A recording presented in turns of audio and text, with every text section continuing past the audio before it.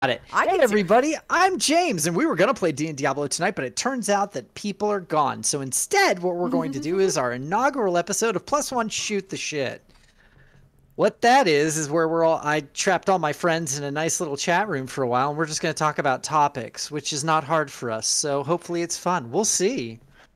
Our topic for tonight, or before I do that, no, I'll introduce our topic for tonight. Our topic for tonight is going to be DMing, tips and tricks, or just talking about it in general. With me, I have myself, who's been one of the DMs for this channel on a few of our games. There are 3 other people who've DM'd for games here, and Billy is also here.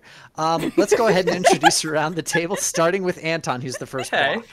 How was that? How, you like that slap, Billy? I'm just guest star, so I'll take it.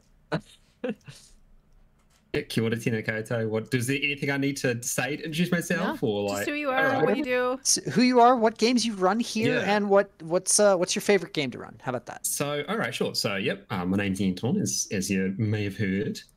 I run the Dungeons and Diablos game every couple of weeks, and I've done a couple of other random one-shots as well. Some have been on stream, some haven't been. Favorite game to run?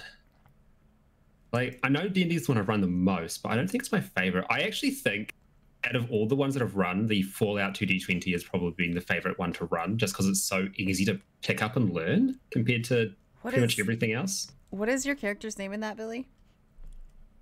Oh, Tony Pajamas. Tommy Gun. Tommy Gun. Yeah. And I did like Fallout.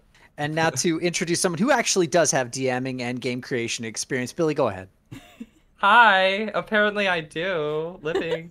You could just make up whatever you want. It's the internet. But hi, I'm Billy. I play in D&D Diablo. I've also played the Fallout one, which I agree with Anton. It is probably easier to get into, but in terms of world building, I would say I do like the Diablo one more because it's fun. And then I've also played Eclipse Phase, and I hate that one. And it's so much going on. Eclipse Phase is really okay, I have a flow chart of the one thing I want to do. Yeah, I punched people because I said, you can't fuck that up, right? And that's about it. I've done roleplay DMing, but not so much D&D DMing. In MMOs. Gotta be specific, because all of it's roleplay DMing. Well, yeah, I suppose. It's differences and similarities. Billy's just like, we're built different. We're built different. Yeah, and then I will pass it over to Michelle. Yeah, go ahead. Okay. Philip? Skip me. Michelle? I'm the host. Fuck it. This is like those freaking icebreakers they do at work where you're like, get to know everybody. Hi, my name's Jim. I have a farm and I really like playing Farmville. And you're like, okay, Jim. And you have to like hot potato it. And then you get to the people at the end because you don't know anyone. And you're just like, Stephanie, you go. And she's like, I already went. And you're like, fuck. Oops, I wasn't paying attention. Julie, you. That's not my name. That's not my name. Yeah. So I was going to say it. Completely fucking blanked. I have run like 4 or 5 other games as well, but not on this channel, so. Yeah. No. Okay, well then Philip. Sorry, Michelle. Nope, you're last. Okay. Wow. Okay. You got mad at me! No. Oh! I don't know, you figure it out. Go ahead, Philip. Kiss it out. Okay, I'm Philip, and so I run the Splinters of Faith game on this channel. And yeah, I've run a couple other games, both D&D, Pathfinder, what was it? Yeah, World of Darkness. It was the 2nd edition, not the original series, or the version 20 anniversary. Haven't played those either. And did some Numenera. And I think I'd have to say the one Numenera game I ran was probably my favorite, just because it was so crazy, so out there. It takes place like so far into the future that reality is almost changed. There's so many different things. So when the players want to do something, literally anything can happen. It's everything from, you can have both a like science fiction and a fantasy game in the same world. They had my characters made a flying machine, and it was battery powered, and I was like, okay, it's got some power to it. And I was being very vague because there's no system in there for power. And they're like, well, we have to get more power. And so then the whole campaign literally turned into a quest for power. They were just, we've got to get more power. We need more power. We don't know when our flying machine will run out of battery. And it's just like, okay. So Quest for tried power, but like actual plug into the wall.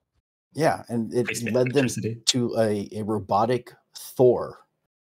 Like that was like where they were heading. They found an obelisk and they're like, oh shit. And I was like, okay, like this was just the stuff I came up with. I was literally crossing gods and monsters and machines and everything. So Well, it gets well, real weird. awesome. Me and Anton also were a flying machine. We were, that's right. And Shadowrun, the Wright brothers. Oh no. Michelle, save us. I can't. Hey, Hmm. don't hate on Shadowrun. Might be Yeah. a hot mess of rules, but my god, I think that's been the I need most more fun I've ever D6s played if we're role going playing. to talk about Shadowrun. We're not allowed to talk about Shadowrun unless I have 20 Oh my D6. Oh my god. I All right. want to bring it up at every opportunity. I was about to say I'm the original DM in the channel, but that's not entirely true. I think James is actually the original DM on this channel. That's accurate. I was. When we started this, it was with the intention of me running a campaign for a while because all of my DM friends never get to be in games, and I was like, surely I can come up with something. It's really hard, you guys. It's so hard. Ugh. And it's part of the reason that I'm not currently DMing because oh my gosh, I just feel like I could do a shit chat job. However. You don't, by the way, but go on. Thank you. So the one thing that I did DM on this channel was our fantasy Greek-inspired one. I think I gave it a world name of Oriana or something, which I almost never brought up, so no one is going to know what the fuck I'm talking about. But there it is, where liked the all of the horse. players... Huh? I liked the horse. Oh, Pico. Pico. Pico. This- Oh, Biscuit? Pico. Yes. Biscuit, Yes. Pico. All the players were fantasy Greek creatures like minotaurs and nymphs and whatnot. But it was totally I normal was a for beautiful them... mountain nymph. You were. It was totally normal for them to be walking around in the world amongst humans. And it was fun. I like the setting, and we'll probably eventually revisit it at some point. Right now, you guys are just stuck in the underworld, but not dead. You didn't die. The only other things that I've really DM'd have been same as Billy in MMOs, where the setting is already made for me, and I say, hey, let's go over here. It kind of looks like the thing that I want us to be standing in. We need a beach. There's a beach over there. Let's go stand on that. Yes. That, oh god, I want to bring back that up though, because that is 100% how DMing anything works, and that's beautiful in its own way. I'm James. I've run exactly 2 games on this channel. The one Eberron game that we started with, we had a 2 session. It was 2 sessions. And after that, we went into Michelle's game, and then we took a break from... No? Oh, we No. did all the one-shots. That's right. There were like 3 or 4 other We only one-shots. we started here only having one night of games, Mm-hmm. and everybody You was just started. taking turns. Charles ran one. I ran one. Mm-hmm. Aaron ran one. Aaron ran one. Tiki Tiki. ran one. That's right. Yeah, no, we have a lot of fun, and then we This did is a where our bunch of name comes from. yeah. because we Plus were one doing shot. all one It's Keep not. going. It's not actually. That is false. We came up with plus one shot before we decided we were going to do one shots. The point of the one shots was to teach me how to DM. So that was actually the title before somebody was like, hey, you know, if you're really nervous about this, we could just like have a couple people to show you the different ways that you could. So incorrect. Falsified myth. Also, It's I love okay. I thought the same, Philip. I No. recently discovered this information. I was like, oh, plus one shot because we do one shots. She's like, no. No. And I was like, it's like no. It's a it's not plus it. one shot, meaning one shot plus more. So Yeah. the beauty of that is that is like 90% of D&D games is a plus one shot. Is you get everybody together to play D&D, and then it's just like, oh, but now we all want to keep playing, and you're like, oh shit, I guess I have to keep writing things. Nah, yes. Mm-hmm. So with that, we felt like we would go ahead and just start talking about DMing is, I think, our first topic for tonight. We have enough of our DMs here, and it's a fun enough topic to engage. Yeah. Well, let's... All of the Wait. current running games DMs are here, plus 2 people. you missed Rose. That's true. Rose one shot we never finished. We still have yet Yeah, to but he's finish. not. Well, I guess it's The one, He's a technically. the one DS. D&D one. That's He has right. yet Yeah. to One finish. D&D. Yeah. Well, if Ro was I here, we'd will be playing fill. D&D I will be Diablos. filling in for Ro. I am now Rage. Ro. Hello, C-store. You are looking very C-store today. I thought you were doing Rose accent, and I was like, what the fuck is happening? No. So you brought up why we started this channel, Michelle. Yes. And it was that you were going to run a game for all of us because all of us are the ones that tend to run the games. Me, Charles, Philip, etc. Is that the only reason why you wanted to DM? What other reasons? Yes. That was it? Actually, Really? there is another kind of gushy reason. Philip was sad because he never got to play any games like ever, and that's along the same lines, but this is like a little bit different. It's more specific. He'd been trying over and over and over and over and over and over to find a group, and I was like, we have lots of friends who want to play this shit together. I'm pretty much like one of the biggest newbies here when it comes to actually playing D&D, because for the longest time I didn't like it. I hate math, you guys. No, I mean, you and me were pretty aligned on that all the time. When Yep. people would be like, we're playing D&D, and me and her would be like, ew. Bye. Yeah, No. you're like you're Yeah. like nerds. We're gonna go walk around in Ivalis or somewhere and pretend that we're also doing things Ivalis. similar. So like it wasn't that I didn't like to roleplay, because you guys knew I liked to roleplay. I just Yeah, didn't absolutely. like the math, and I don't like. They give you a whole fucking book for everything. There's a billion fucking books. They're like, hey, you want to know how to do this spell? Remember, it's on page 84. And I'm like, I can't remember these things. But things like, what is it? D&D Beyond have made it way, way easier. A Foundry to keep track of all these things. So I feel There's a lot less A overwhelmed. lot of digital tools, nowadays that make yeah, it so much easier. To wrap it back around, aside from wanting to be nice and to help my friends do this, but have a game where people who always DM get to play for a little while. Specifically, selfless. Philip. No, not really. I don't know. I just want to do stuff with my friends. COVID sucks. Yeah, Yeah. it did. Oh, that's right. That was another. Yeah. Yeah. But Philip specifically was bummed out because he kept trying to find a game, couldn't find a game, and I'm like, let's just make one. And then there were 3 suddenly. I had been trying to find stuff on like Roll20 and looking on like Reddit, and even went to a couple like comic book shops and tried to find people who were like running games. And I was like, okay, well, I don't know this system, but I'll learn it to try and play a game to do with other people. And so I started to a rabbit hole of different types of games that I started to read, and was like, there's so much to this. I kind of know D&D. Well, not kind of. I know D&D, so I'd rather do that one. And we kind of had a group going for a little bit too. Mhm. With Yeah, we had a with group. Charles's game that we ran on the side, and I ran a monster game. I don't remember whether you were part of that one. I don't think I was, no, No, I don't think Well, you were. because Going back my to job the- had kept me away for a while. Going back to Philip's point too, I know one of the big things coming into it was like, I don't know the systems. I don't want to learn a new system.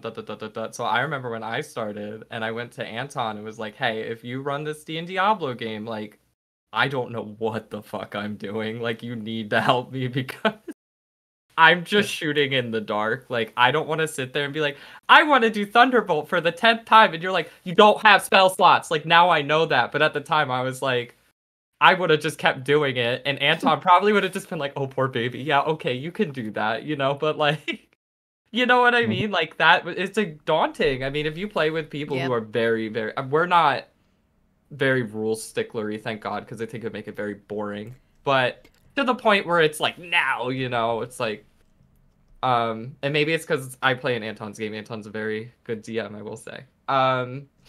But Second that. Wow, Philip, cool. yeah. Cool. We're not good Well, I DMs. don't play in games Yeah, with he you said in guys, either of your too, games. He doesn't so- know. I don't know. I'm only in Anton's currently. Well, public-facing Anton's. I have been in actually every game I've done.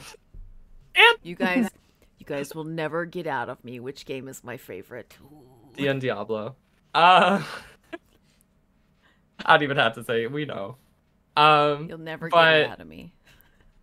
it's scary when It's you're all of them. new. So it's nice to have a DM that's like, I'll hold your hand, baby, and like walk you through it. And I think that's really important, especially when you're new, because it is very daunting. There's so much shit going on. I agree with that. It is super important for you to be able to gauge your players' levels as a DM, and I think that is definitely a skill that takes time and also understanding.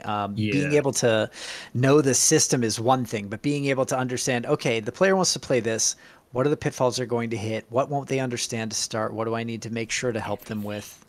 Yeah, I Yeah. would say that is the quintessential skill for dungeon mastering or game mastering any sort of role playing game. Like, I'm going to pull back the curtain a little bit on my game as we go along. So I do forgive if I spoil any of the magic by doing so, but I do have like very brief notes on everyone on what I've sort of identified as the things that they enjoy and what they don't enjoy, and how I can sort of correct as the game's going along to try and give people chances to do the things they like.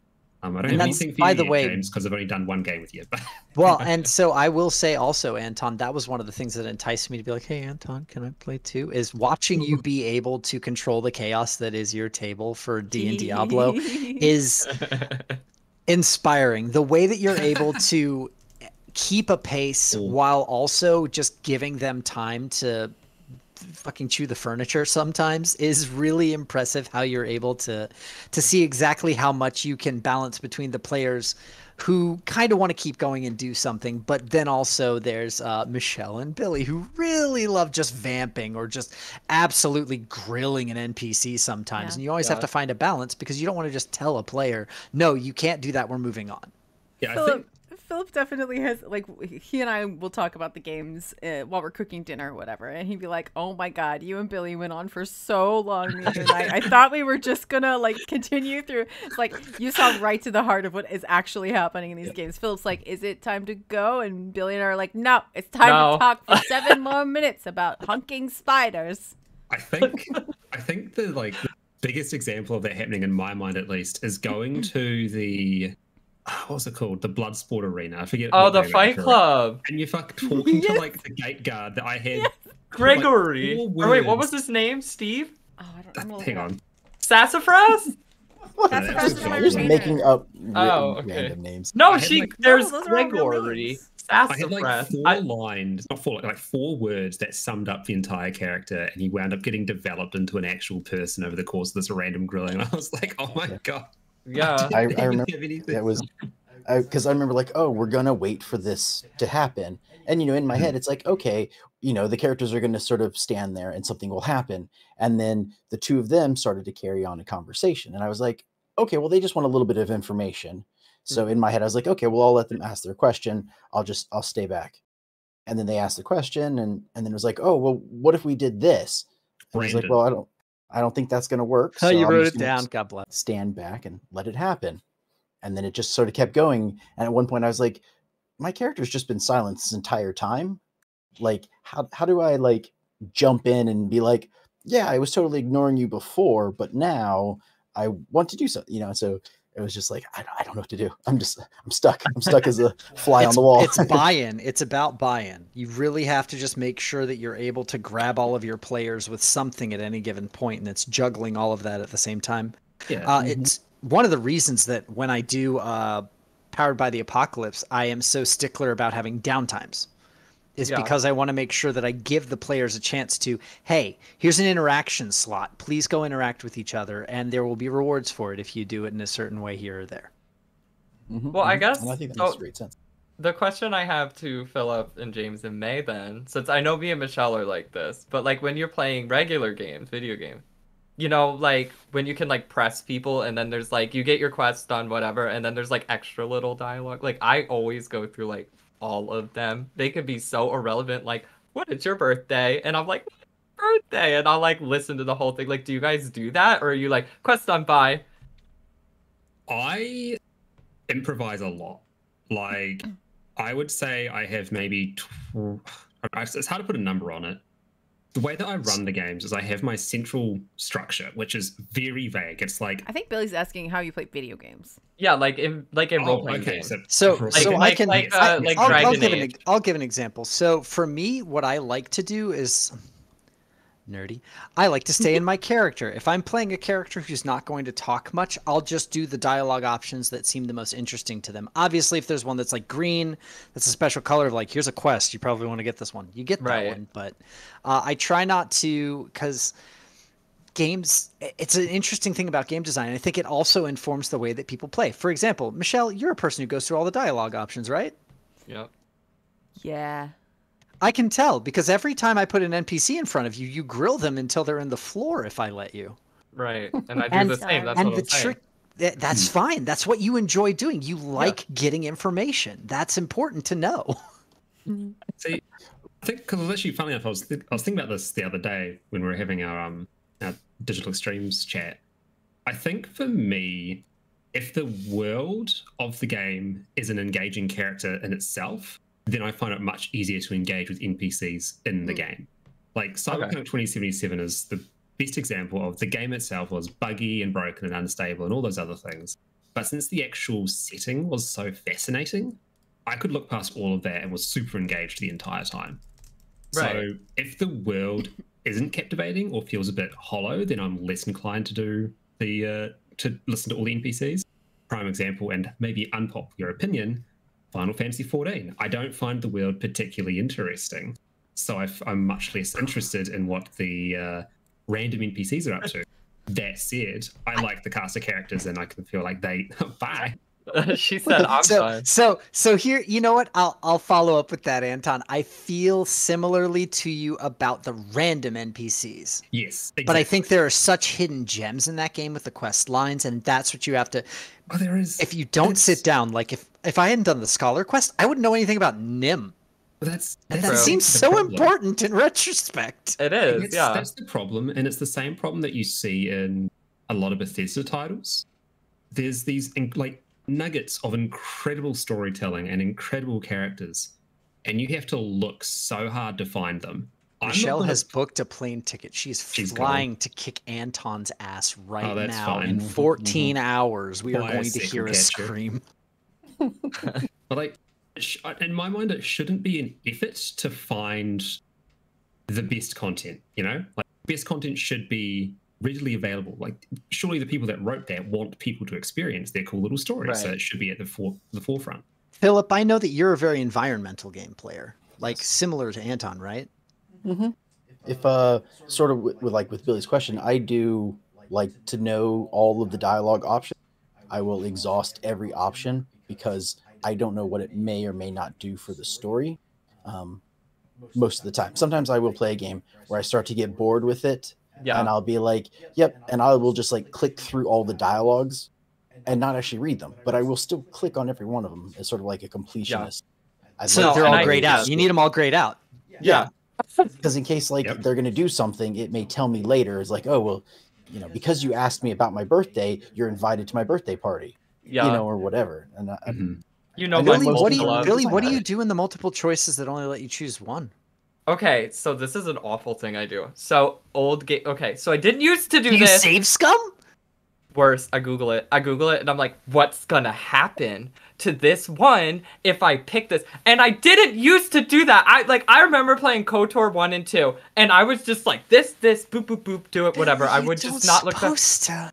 I get so scared. Like, I will get so attached to a character, and I'll be like, will they die if I pick this one? And so I have it worse. have to I- know. There's a I, couple of games I do that for as well. Yeah, I do it didn't. I so didn't bad. used to do it, and I most of the time don't do it. But Dragon Age, and this is Yeah. That's awful. it. And you guys are all gonna judge me because I someone know. told me that you can trigger a threesome with certain characters if you pick the right things. It's like that's like way sooner down the line too. You have to pick certain options. You can get more than a threesome. You can get a fivesome in total if you play your cards right. Well, I mean, what if I didn't want to sleep with all those characters? This particular Well. threesome, I was like, yeah. So Dragon Age, it ruined me. Now I Google things, but not all the time. Yeah, Oh, like, time. Liana. like Mass Effect. I was replaying Mass Effect recently, and I wanted like the perfect save. I didn't want anyone to die. Right. So like I remember going on it and like playing this recently and like Googling like if I pick this, will the reporter live? If I pick that, will the Geth be nice to us? Like I was Punch her going every single time. every time. But that's what I'm saying. So like, it's I guess like, and before I mean when I was younger playing these games, I wasn't Googling things. I was just like, that seems right. And I hate that I'm like this now, where I'm like I need to know. So I But- think that's also like playing D&D comes back to that where I'm grilling everybody with Anton because I'm like, we need to know all of the options because there's a hidden option somewhere. Anton will find. See, And I feel- think that's definitely something that Philip, were you going to say something? Sorry. I was gonna say I feel like as being a DM and having created characters and NPCs, I know how much information I give them. Like you know Right. their name, what they do for a job, and maybe one or two other things. You know, four or five sentences. And then when I've had players who are like, "Oh, well, how long have you lived in this city? Like, what did you do? Like, who were your parents? Why did they name you that?" And there's just all these like questions that go so far into their background that I was like, I don't know. I don't have any of this. Can we When I talk play- about rude player questions? Yes. Yeah, Billy. I'm What? glad it was you and not me. I feel like not very is Every- the worst. Every single time. I've seen multiple times where a player will just aggressively, just to jam up the DM, be like, "What's your name?" Just I be don't like, do "Oh, that you to didn't jam tell up me." the your-" DM. I do that just because the character would want to know. He does that See? more than me. You can't say I do that. I was gonna say, Yeah, I really I don't do. think- I don't You think wanna You know talk what? about- You know what? I'm sorry. I'm so super sorry because you keep trying to say this, but I'm. This is a compliment, so deal with it. I think part of the reason that Natvari has developed in the way that she has, where I will constantly ask dumb ass questions on her, is because I know Anton can handle it. Yeah. Well, it helps with world building as well. Like I said before in the video game question, I have a very broad skeleton of the story beats or the information that I need to get from point A to point B. Whoever delivers that is completely irrelevant. Yeah. Right. So I do improvise quite a bit of the role playing in the game, and having these very pressing questions of like, who's your father? Going back to Brandon actually, who's your father? Where are they? Like I didn't think about that at all, but now I have this additional hook of this random Like a mafia. orcs- We Yeah, built this you a random mafia orcs right crime here. family. Like I found it really helpful. It's just like theater sports games. It's a useful way to be collaborative with the storytelling and building the world. Did you just say, wait, theater sports games? You mean improv? Yes. Okay. So it's Never like, heard it called that. Oh, okay. I'm sure I just call it theater sports. So Cool. Sports, I love that. I know as sort of a downfall for me, my campaign I'm running is pre-made. You know, I'm reading off of something else, and I know when I first started, I was like, oh yeah, I'll just go by the book, and it has all the information I need. I'll read the book beforehand, and then they'll tell me everything, and we'll play. And so I had very little prep time. Right, it's just like a few things, maybe make a map, stuff like that. And then I found that it's like, okay, well, we didn't kill this guy. How did you get here? What is your goal? Like, what's your motivation? Like, why is this happening? And I'm like frantically like flipping through the pages going like, it doesn't say. Why doesn't it say? How am I supposed to know this? So Is And this I've encountered that problem a few times when I've run modules for like other people.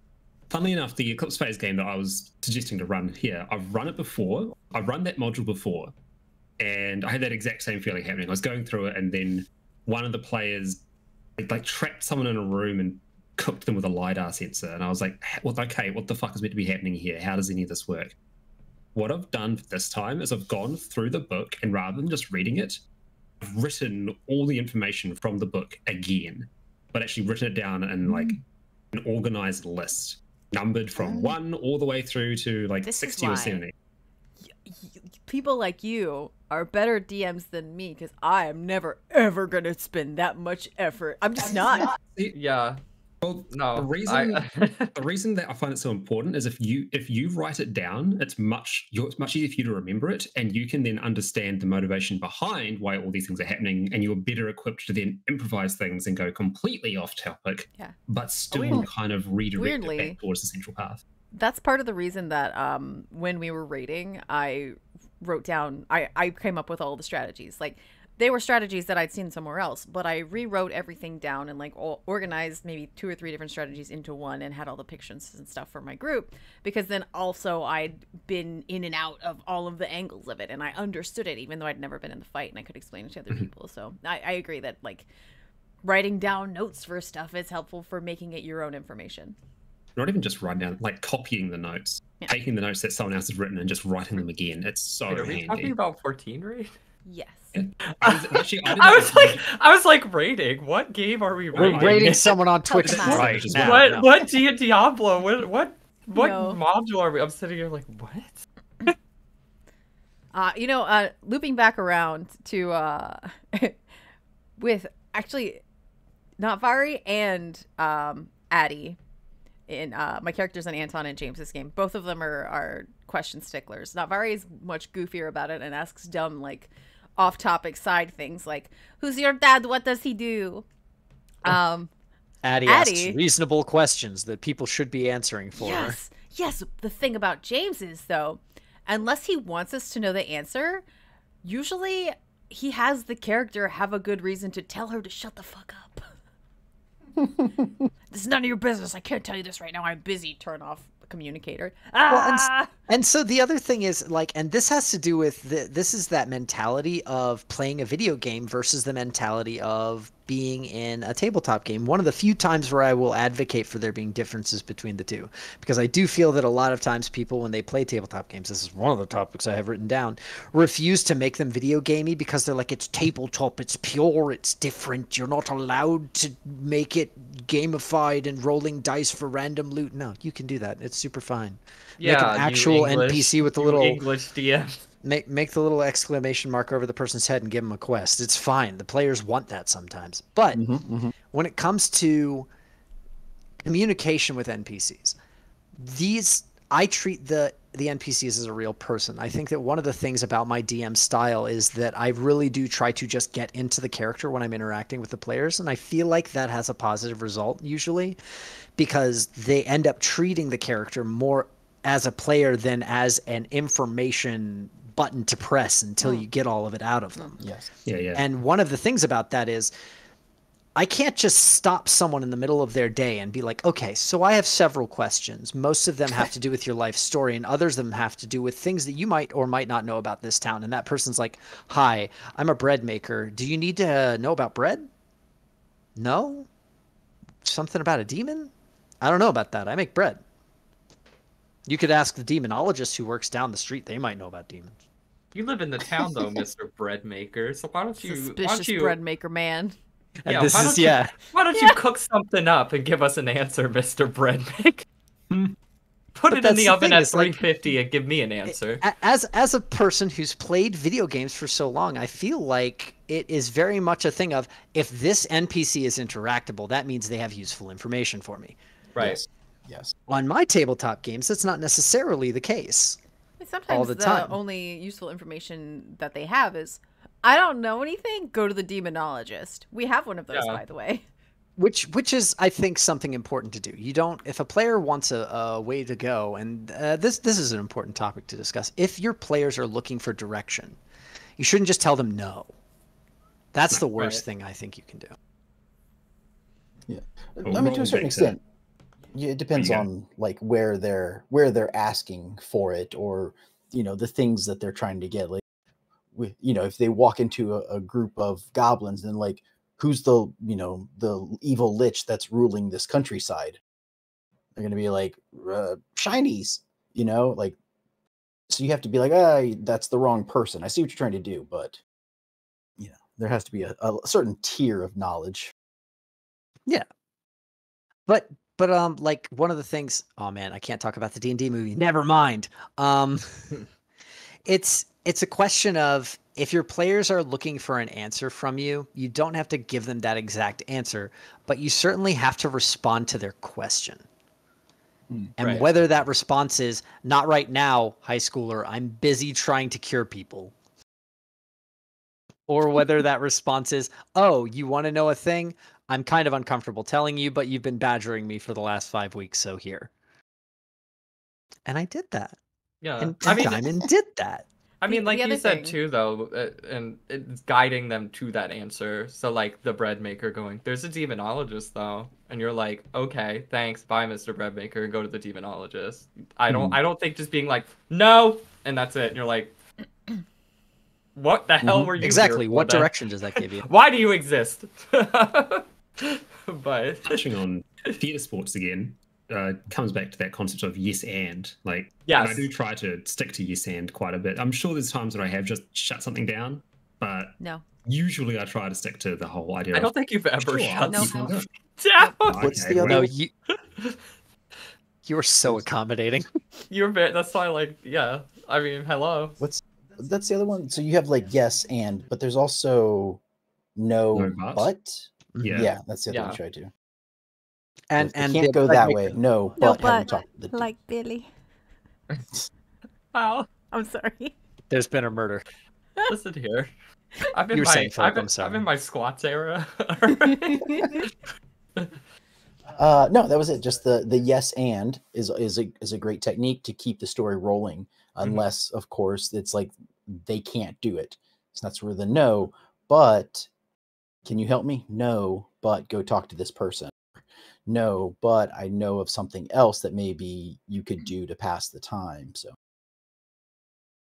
Yeah, I mean, unless I wouldn't. I don't think anyone does that here, but I don't think that you would introduce like an NPC for just set dressing, if that makes sense. Like they're just there, but they don't have anything. well, sometimes you do, because sometimes you Sometimes have you a do. world. You're walking down the street and you're passing by a bakery and an alchemy shop and oh, there's a bakery. Yes, there is a bakery, and the person's like, oh, who runs the bakery? It's Mr.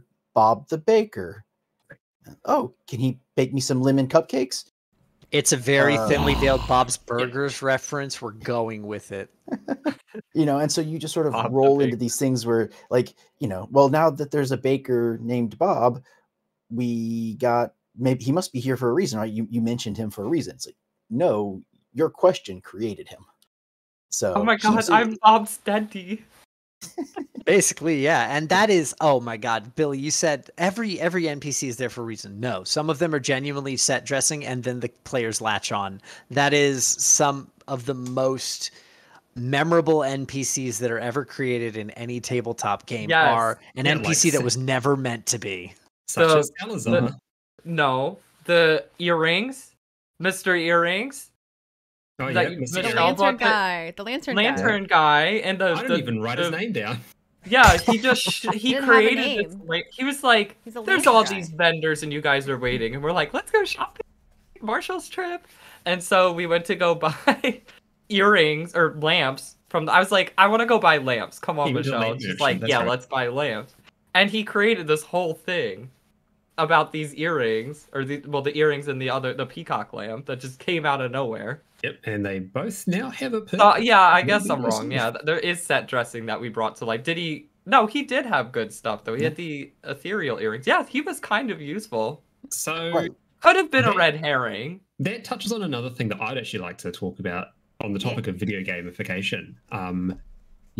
Loot and items and gear. My That favorite is- topic. To me, most anxiety-inducing fucking thing. I feel so bad about rolling up loot. Like, I'm so glad recently people have been like finishing a combat encounter and spending less time searching the bodies for loot, because 90% of the time I have nothing on them at all. And Yeah, I've just given up treasure that. generator, let's go. That's Can not we out talk here. about the economy of game worlds? I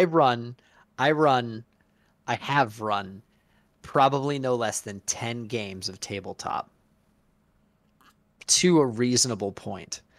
The amount of gold I give out in any of those games combined, a poor person would starve on. I am so bad at remembering that gold exists because it's never brought up in any of the popular media that I watch, except to be like a set dressing antic generator for like slayers. Or, I mean, there's never a character, or there's very rarely a character who is like, I am going to starve to death because I am so poor as an adventurer.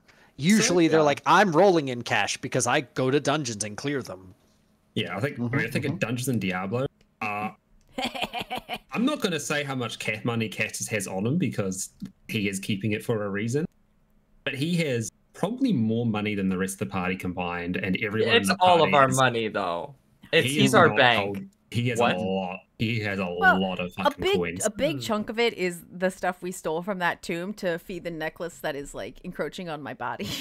And the You know, drugs you stole Michelle. from the rogue temp. Rogue Is temple. that why he doesn't use that arrow that kills the rich? Because now he is the rich. Maybe. He accidentally pricks himself He and shoots dies it and it like comes back and shoots him. I See, thought he but did use that he arrow. Briar Roses No. himself, Why didn't it fail? reaching into his bag one day and just passes out. He tried using it to save Thulgrim, and then the roll didn't work, and well, it didn't really do anything. That's so funny. Though But there is actually- money that we use in D and Diablo. I mean, I bought spells with it. That's like a the only big game where we wizard bought mechanic. anything. Everything, And I'm- especially in Philip's game, because Pathfinder is just so like loot heavy, and he's given us all this loot. We don't need shit. It's just raining from the sky. If we look around at all, it's like his 5+1 weapons, and we're like, ooh. Yeah, in that game, like, because it's pre-made, there's like things have loot. I literally go through and be like, nope, they don't need that. Nope, they don't need that. Nope, they don't need that. Just to like, because like, I don't know, Clear out in loot pool. everything we've gone through, like most everybody has a wand of something. Like any Oh, yeah. spell you can imagine, they've got a wand of it. And I'm like, what? No, why is this person gonna have? No, scratch that off the list. Like they don't need that. There's no reason it's gonna cloud up their inventory. They're gonna be like, oh, this has got to be special. You know, a wand of detect hidden doors, a wand think of also- finding spider webs. Looks in module. There's no hidden doors in the entire module. Why? I think it also comes Exactly. back to if there's an item that gives someone an ability that's like another player's quintessential perfect ability that they love, it can Mhm. sort of it can make them feel a little less special, a little less important. Like That's if, for why example, no one will get polymorph ever. probably genuinely, probably yes. I'm not going to give people polymorph items. I don't think so. And yet Unless you they keep polymorph trying to themselves. get Fireball. Hmm. Shout out I to need the it. new D&D version 5-5.2, The Reckoning, where they made polymorph a spell that they get to save at the end of every turn for. Oh, really? Yeah, So you fix have to that put them in the shit bag right up. quickly. Yeah, they got a very quick one action to chuck them in the bag. You just have a two-man team. Polymorph, other guy goes, put him in the bag. Yeah. So You on the get topic unpolymorph of, in the bag, they can get out. topic of No. economy, Bag of It's not- devouring? Yeah, it's a bag of you're dead. Are you Devour- using a traditional bag of devouring, Anton, or a specialized bag of devouring? it's just the traditional one, but they put it in there, and it's like they need. they need It's to not succeed a it's bunch not of a strength. guarantee. If it's Every it's every 50 item You're you about to put break in the Vash's DM. favorite toy. okay, it's Don't break my 50% toy. chance, but they're still break in my the fucking fucking toy. bag. Yeah. No, it's, No, it's I mean 50% you chance the you item gets hand wave destroyed, it but because if it's you- good and it's fine. Yeah. Don't take my bag. It's all I have. So speaking of bags, so there is a very different economy system that I have actually played with, and that is what the Fallout 2D20 game does, which is to say, everything is a commodity. Your resources Yeah. are incredibly scarce, and you need to dedicate a lot of time to actually like finding 200-year-old mac and cheese you don't starve to death. And Oh, then I you know. may still get a disease. Everyone got bone worms. That's going to be fun Not when that me. comes up. No, Here's you a do. fun fact. Here's a You got fun bone fact. worms. You do. Anyone who ever plays the Fallout game, I'll tell you right now, look right in the camera. I'm looking at you at home.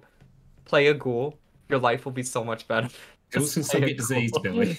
Can still get diseased as a ghoul. They can drink irradiated water and be Yeah. fine. Radiation, nothing. Whatever. I'll walk into the middle of a bomb explosion. Who cares? Yeah, and that's Be why a everyone ghoul. fed you the irradiated water rather I than the just pure. gave it to be a ghoul. Be Tommy Gunn's family. Expand that Tommy family. Gun. But that's Tommy the point. Gunn. It's such a different gameplay experience because suddenly your like 50 caps you picked up are actually super important because those 50 Yes. caps may be enough to stop you from starving to death 2 days later. We never harvested all those rad roaches we exploded. No. Just One of clearing out the, the wall. It was a very fun game. I will say that I had a blast with that game in the terms of like, you want to talk about games like we said with like downtime talking. A lot of that downtime felt like us going, and I scavenged this, and I scavenged that, and I scavenged this. It was a lot of actions going on rather than like talking in a regular game. Is how I felt with Fallout. It felt like you were always doing something Yeah. rather than just being like, okay, I don't have a horse in this race, or I don't have a horse because No I'm Claude biscuit Dubois. in this No oven. biscuit in this race. But that's what I would say I liked about Fallout, because it was like always something happening, if that makes sense. Yeah. I ran a game once where people wanted loot, and I said, okay, there's going to be a barrel, and you open it and you find 3 gold. And at the time, like, they were like very low level, so they needed it, but it was all in copper. So they just had a giant barrel just filled with copper that was like, it took forever to move. They had to like roll it around if they wanted to keep it with them. It jangled and rattled and everything. They tried to carry it, and it was just like lumbering around with it. Oh my God. Just, I don't know why. I guess I felt like being an ass, but I was gonna say because you felt like being a butt. Yeah, I love that, Philip. Because I do feel like that more sort of simulation style of gameplay just doesn't suit modern D&D very well. It's moved over the years. It's moved to a lot more, not necessarily towards rules light, but definitely more. You're getting the cool I think it's fair to stick. say rules light. It is getting more rules light. I wouldn't call it rules light myself, because it is still quite a bit of structure that goes into like character creation and your builds and all that sort of thing. I guess when you compare it to things that are actually factually rules light that are still out there, it's not really. But yeah, it is like compare definitely it to Powered by the Apocalypse games. Yeah. But if you compare it to like GURPS, it's nowhere near as intense as something like that. Or what was the one we played all together at Gen Con? Mutants and Masterminds? Whew! Yeah. That's got some rules. It's you know what? Actually, Mutants and Masterminds, pretty light game overall, wouldn't you say, Phil? The rules part of it are a lot lighter. It just seems more because instead of being like, you're a barbarian, you get rage, it does this. They're like, hey, we don't know what you are, so here's every possible superpower ever known to comic books. Enjoy. The thing that really got me about that one was just little almost nitpicky things. Like when you fire a spell through the square of your friend in D&D, nothing really happens at this point. When you do it in Mutants and Masterminds, not at the square, through the square. I see your face. Like if it passes through the square to get to its destination, and it's not in, they're not in the AOE of whatever comes to fruition. Like nothing happens to them. In Mutants and Masterminds, if you're trying to shoot through a friend's square, the guy's like, I need you to do like an extra specially rolly roll to make sure that your spell gets through them without hitting your friend. And I'm like, but I don't. All right, I guess so. But I have good aim. I can do an arc. I'm going to read you an excerpt for a not rules light system. Oh no! You're going to learn. Yes, we are going to learn how to use swimming in Shadowrun 5th edition. No. Swimming requires a complex action. The movement rate for swimming is noted on the swimming rates table in meters per combat turn. Characters can make the swimming test and add 1 meter to this distance per hit. Swimming characters suffer from fatigue in the same manner as a running character. See fatigue damage, page 164. A typical character can hold their breath for 48 seconds. A character who wants to hold their breath for longer makes a swimming plus willpower test. Each net hit increases the length of time in the character can hold their breath by 1 combat turn. After that, the character takes 1 box of stun damage. This goes on for about another 10 paragraphs.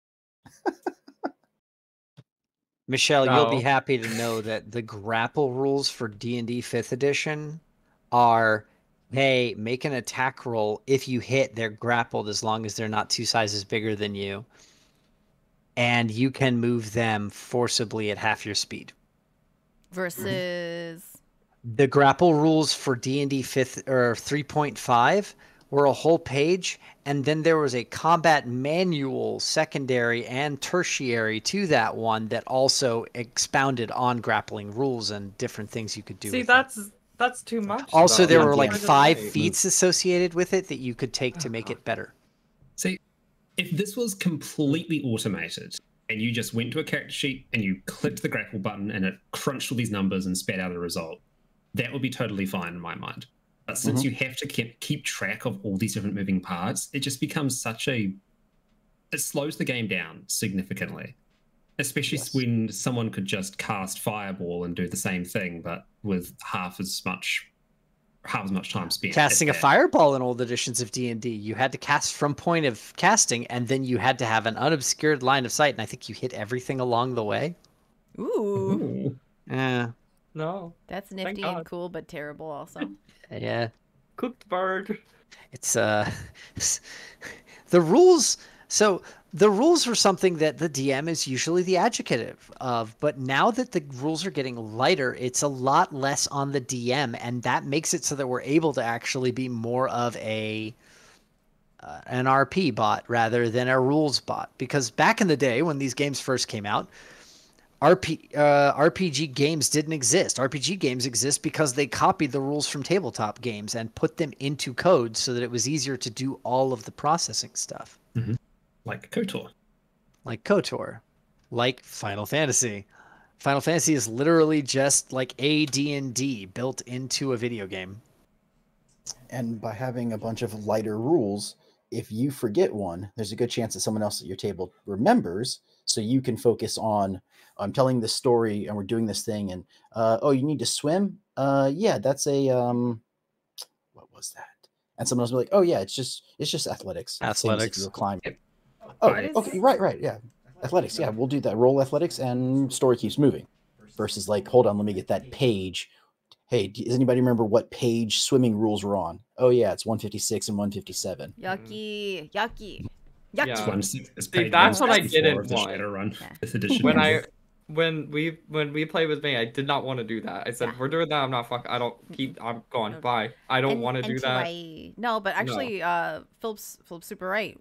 In all of our games, whenever we're playing, all players, all DMs will be like, what's the thing that happens when you do the thing? And generally, someone else at the table either is going, oh, it works like this, or can look it up really quickly too, because and then I type in the chat, here's how the rule works, and everybody says, James said blah, blah. Yep, that happens too. Our two Jameses are very much like the books are ingrained in both of their brains. Yeah. I just make the pretty rules. cool though. I play Make it up. I just make it up. I mean, and then there's games like Powered by the Apocalypse, which is roll 2d6 and, I don't know, figure it out. See, The funniest part about that one is like sometimes you roll a d3, or sometimes it's a d6, or sometimes it's 2d6, and it depends on like what phase of your player you're at or what challenge thing you're doing. And even though it's like only three instances ever, I'm still like, what am I supposed to roll for this particular one? Just because 2d6. yeah, sometimes it's not, it generally is, but the other but stuff's like damage.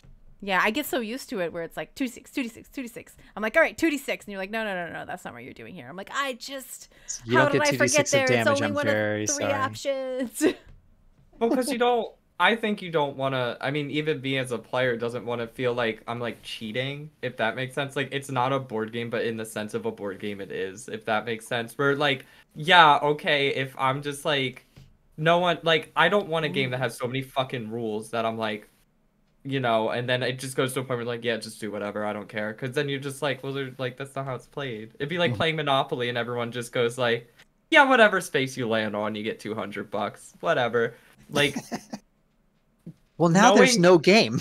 That's what I'm saying. Yeah. So like, I like rules, but I think when they get so restrictive, it's just like you don't know stuff and you're doing things that like, had I known the rule, I wouldn't have done that. Or had I known this or that, I wouldn't have done that. And like, not wanting to feel like you're cheapening the experience or like cheating in a sense of like, yeah, I shoot Thunderbolt and you're like, oh, well, Ro's in front of you, so Ro gets hit by it. You know what I mean? Yeah, so, and you're like, well, I wouldn't have done that. Yeah, I wouldn't have shot Ro with Thunderbolt had I known that. Which comes to important. I was going to say an important thing there is this: if people are playing a new system, that's going to naturally just happen, and I don't think it's necessarily a bad thing that a system might be a little bit more complicated or more complex. What is important is that the DM can recognize that the players are less experienced and allow them to backpedal if something happens that's going to be disastrous, or if it's just going to disrupt. Flow of the game. Though, it's fun and I've done this a handful of times in the Powered by the Apocalypse one little game, where I was like, yeah, I'm gonna do this, and James was like, this is gonna happen, right? And I'm like, ooh, I don't really like that.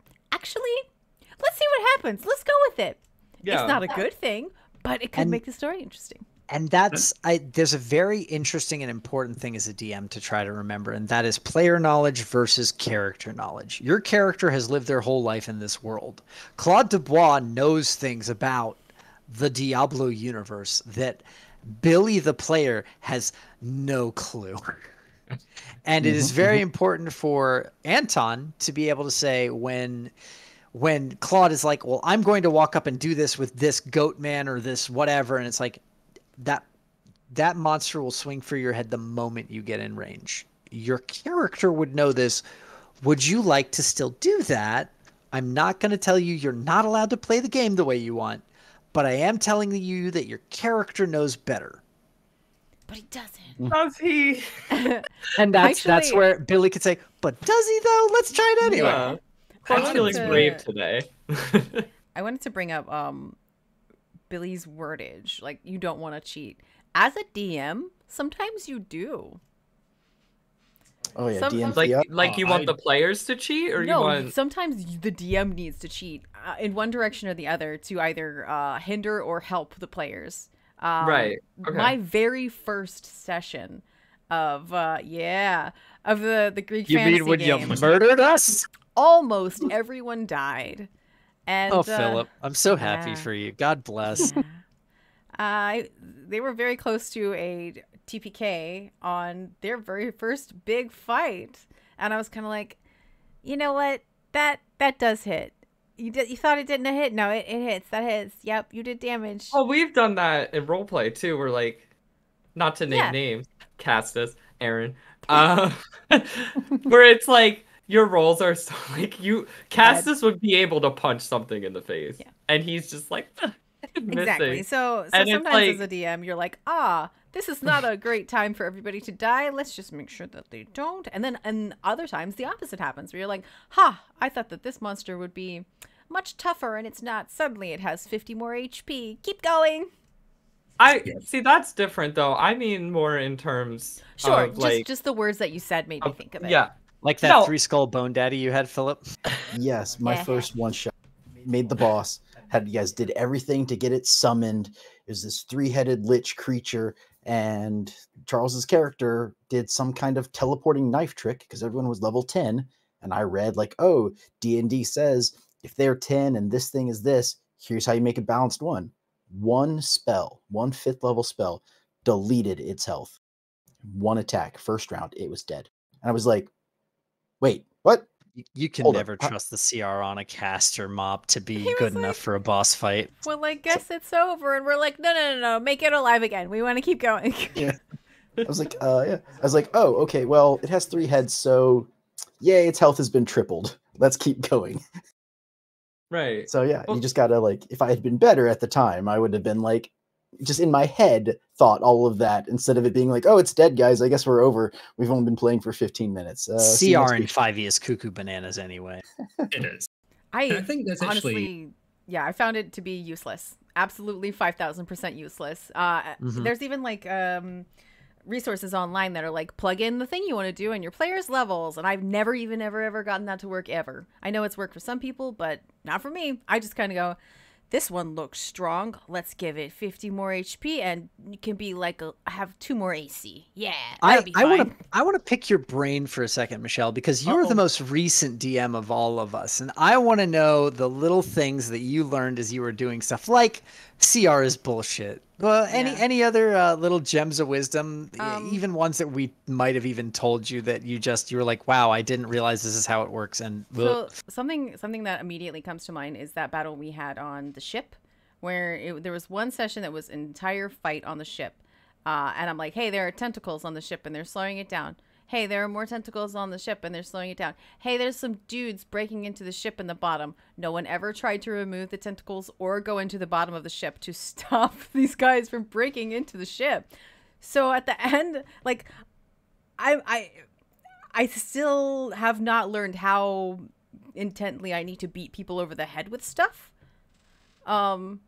To this day, I don't know. I felt like I made it pretty obvious, but I guess not. And me personally, I also like, for my own challenge, for somebody to tell me like once or twice, and if I don't pick up on it, fuck me, I'm stupid. So turning that around on other people is not necessarily fair. You could have had the floor breakout and they just, see, you forgot about these people. See, I did. They did their fight.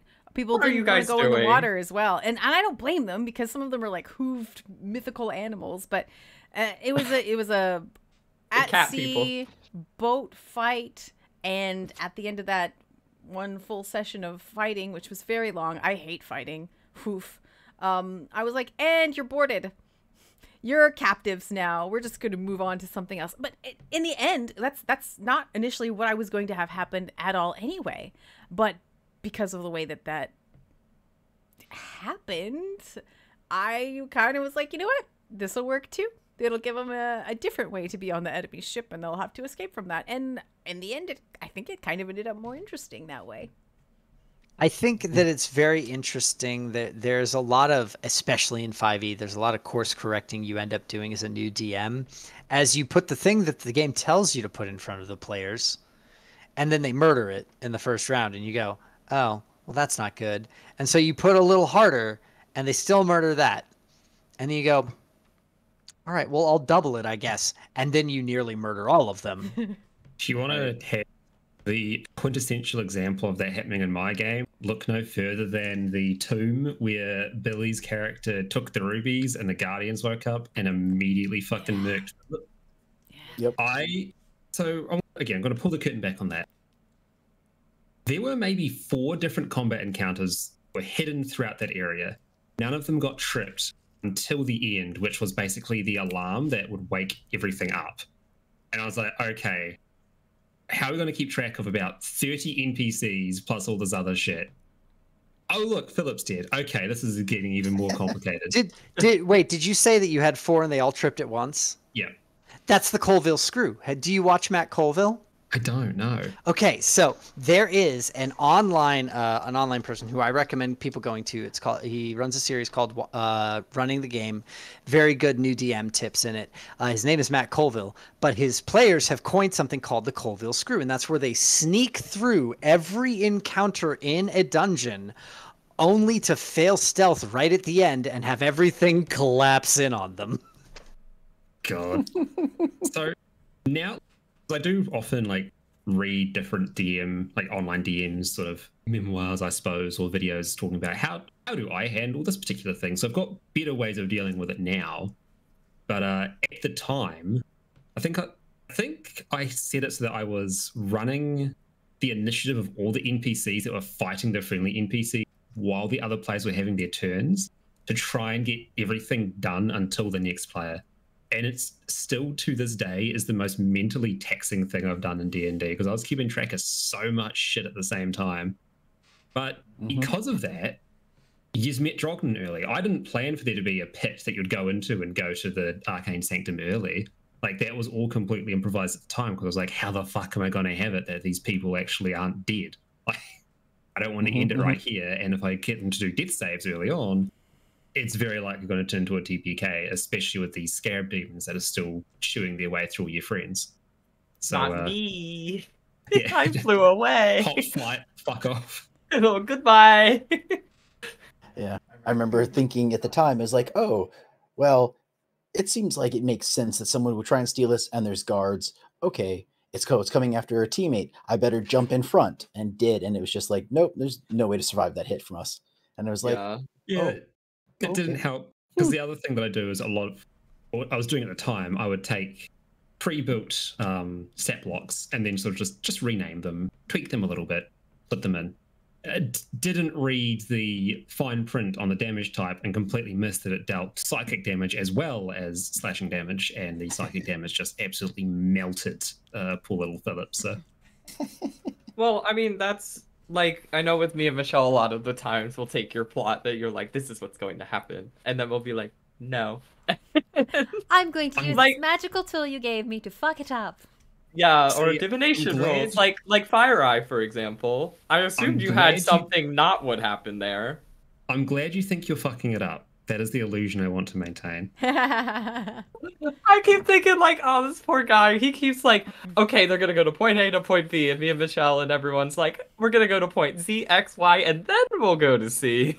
See, that brings me back to my point earlier about having a rough skeleton and then having points to hit, but those points are not tied to an individual character. So FireEye was a vehicle to get you into the Arcane Sanctuary. Whether you fought him or not, it completely irrelevant. Did I have a boss fight planned out for him? Yeah, sure. Was I aware that it may not get used? Yep. Well, and it'll probably come back later, either used by FireEye or used by another NPC entirely, because I'm recycling prep. Like, recycling prep is actually a really important thing. So important. We should talk about prep. Yeah. Yes, because I do a lot of prep. I usually will do like maybe a week, 4 hours a day for just like a lot to get it all done and sort of be like, cool, I'm now completely prepared up to this major story beat. I don't have to do any more prep apart from like a little bit of maintenance after each session to sort of realign everything. Once I get to that story beat, or once we maybe a session out from that story beat, is when I go back into that crunch mode and spend like a few hours a day getting it back up to where I want to be. I have such a problem with that, personally, because I have the shittest memory in existence. I had maybe like 3 sessions of stuff ready when I first started, and we got through them. And once I hit that endpoint, I was like, where was I going? What was I doing? Oh, On a boat, apparently. No, that wasn't part of it. They were absolutely not going out to sea. But Philip was like, hey. No, it was Anton's fault. I'm blaming it on Anton. He's like, You damn bird. You and Monty came on with your guest characters. Okay. To help Pico, remember? Yes, I remember. Yeah, and the 2 of you were supposed to take Pico and the Oracle bottle back out to sea where it belongs and handle that shit on your own. And I was going to take them and land. You guys were going to be traveling pants models. Nope. That didn't happen. Welcome. You're welcome. Instead, Philip, who had a boat, magic boat in a bottle, which I gave you, you son of a... and they took the magic boat out of the bottle and they went out to sea with everybody else. And I think it was hopefully you guys think too, it was an interesting adventure, but it was not where you were going at all. I like that better though. That changed our whole plot. I was prepared to have traveling pants models, okay? I was not prepared to have seafaring doodly dads. I'm so sad Galatea would have killed it in the professional modeling scene. So my question then, because Philip, you said you were doing a game, like games, and I'm assuming James and May have all done games based off like the D&D books. So like, oh yeah, I've run modules. Do you guys feel like there's more prep involved with a homebrew rather than like, this is the book, it says to do X, Y, and Z, so and that's 100%.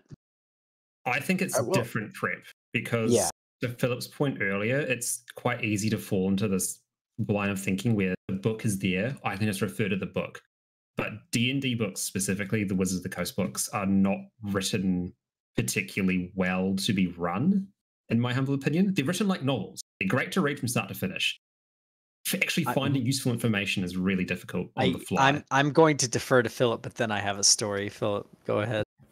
So I would say that I think that when I first started with the Splinters of Faith, straight with the book, all of my prep work involved me reading the chapter beforehand, seeing where their names were, highlighting them, and then making the maps.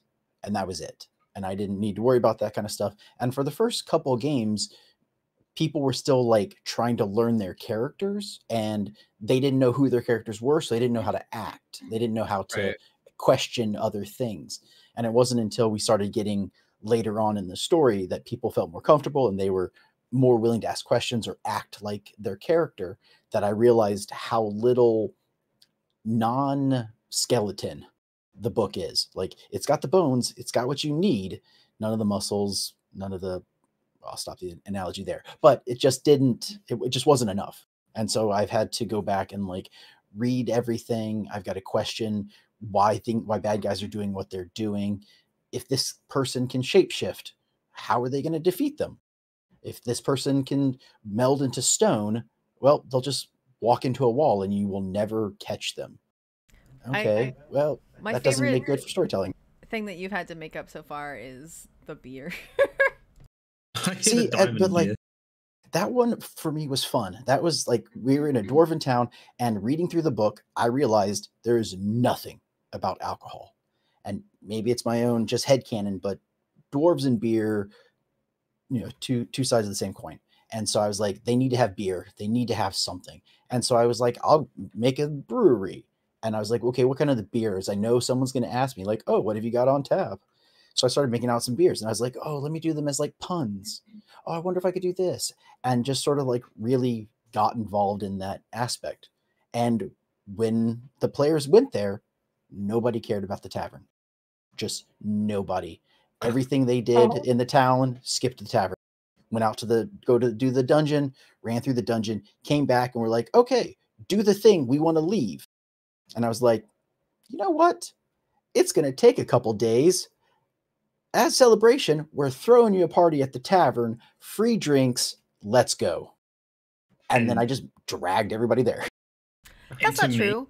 We got drinks before we left. I will say that is a great example of just guiding the party back towards the plot beats you want to hit. It may not have been a plot beat that is related to the main sort of central story, but it is still a part that you put time into and you wanted to show off. Harkening back to my Bethesda ramble, having pieces that are fantastic storytelling bits hidden in a way in the background, sometimes you find ways to bring it forward because they're what you want your players to experience. And sometimes you just genuinely cannot predict the players, and it leads you on a whirlwind adventure you were not planning. Michelle, for me, that was Storm King's Thunder, a proper module from Dungeons & Dragons 5th edition that had the players go off on an adventure to try to find the lost storm giant king and save the world from the Ordening, where all the giants are fighting to try to claim the top spot, whatever. All of that said, there was a ghost that had a +3 half plate that requested that the players go and do a thing at a thing that was a sky castle that was in a completely other module. Fun times. From the Horde of the Dragon Queen that had nothing to do with Storm King's Thunder, that would have already been done with by the time that module came out. It was supposed to be, I think, a callback to the character that you met in that previous module if you did it. Now, what my players did was swore that they would uphold this oath and do this for this player, or this character, this ghosts, because they were so noble. It was a paladin who took the plate. And I had to, in Roll20, design that air castle from scratch because that was not the module I had. Oh no. That was kind of like the oh my gosh. That's my boat. Yeah. What's That's that my freaking boat. thing called? The Nautilus boat. The Nautilus, Nautilus yeah. I was like, there's no freaking way I'm gonna be able to draw this, and this does not exist. I just made this stupid shit up. So it was a very, very bare bones map, but whatever. Hey, it looks great. I think you did an awesome one. It definitely filled in. What was that, Anton? I'm trying to think if I have any, but quote unquote, boats that I've done, but I don't think I have. Now that said, I fucking killed that air castle, and having done all the work for it to make it different from what it was in whatever previous module that made it great, and the players had an amazing time. So it's a question of when your players put a problem in front of you, whether or not you're going to do what they ask. Yeah. Well, like cry. even always you cry, but even not in front of them. Never show fear. Even to work within the previous question where Anton's homebrewing, but he has source material. But Michelle, your game was kind of 100% off the 100%. I mean, your own. It was Greek mythology, so that was source material. Right, but everything comes from something, of course. But what I more mean is there was no Greek mythology video game franchise series. So, except for I guess God of War. But you know what I mean. She wasn't doing God of War. So where Anton had to take Diablo and kind of translate it into a homebrew, where Michelle just kind of had to do what you want, girl. It's interesting because the freedom is both refreshing and horrifying. Because nobody's going to challenge you or be like, that's not how that was before. But also, you have to come up with everything. It was. I think the most favorite thing, and this is dumb, but just the thing that I plucked out of Greek mythology to use. There are several things, but my favorite one so far is I used Charybdis, the whirlpool, and I changed it into something else entirely. And that was fun for me. Because myths so often are bullshit things to explain something anyway. So the known myth is not what it is in my story, but it's still, it's parallel enough that you can go, oh, okay, I see where that is. It's just I did the same thing with the deities in mine, because everything is based off of Pathfinder. And then Anton here, you picked Helm as your god, and I was like, okay, what's Helm from? And I was like, okay, that's the pantheon that I went with for my campaign, because you picked that god, that chose the entire pantheon.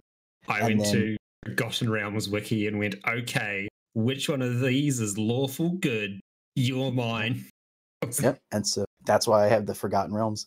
And then, so the book, since it's Pathfinder, and they make up their own deities in it, in case you didn't want to use official Pathfinder stuff, the book just created brand new deities for everything.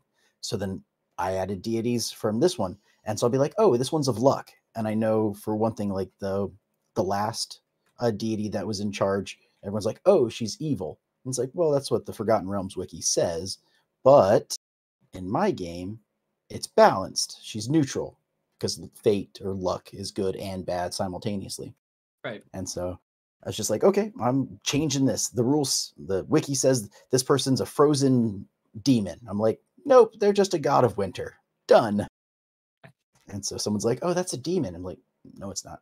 No. You're using information from outside. This is something else. I think it comes back to adapting things for your party and making sure that it sort of lines up with the things that either they enjoy or that they're currently doing. I know with Dungeons and Diablos, so I think I mentioned before about taking creatures and sort of resetting them. Another thing that I'm trying to do, because before I ran Dungeons and Diablos, I was the exact same mindset with Michelle. Combat sucks, throw it out, hate it, throw it in the bin, make it as fast as possible. But one of the challenges I set to myself running this was I want to try and put myself out of my comfort zone and do things that I would have originally dismissed. So a big part of that has been like, okay, well, how do I make combat interesting? How do I take this thing that I personally don't like and turn it into something I do like? And a big part of that has been adding narrative purpose to a lot of the combat encounters. Right. So I'm trying to have it that if you are fighting someone, there's no just randomly generated trash fights or filler fights, or more to the point, there are no filler fights. Every fight has a purpose.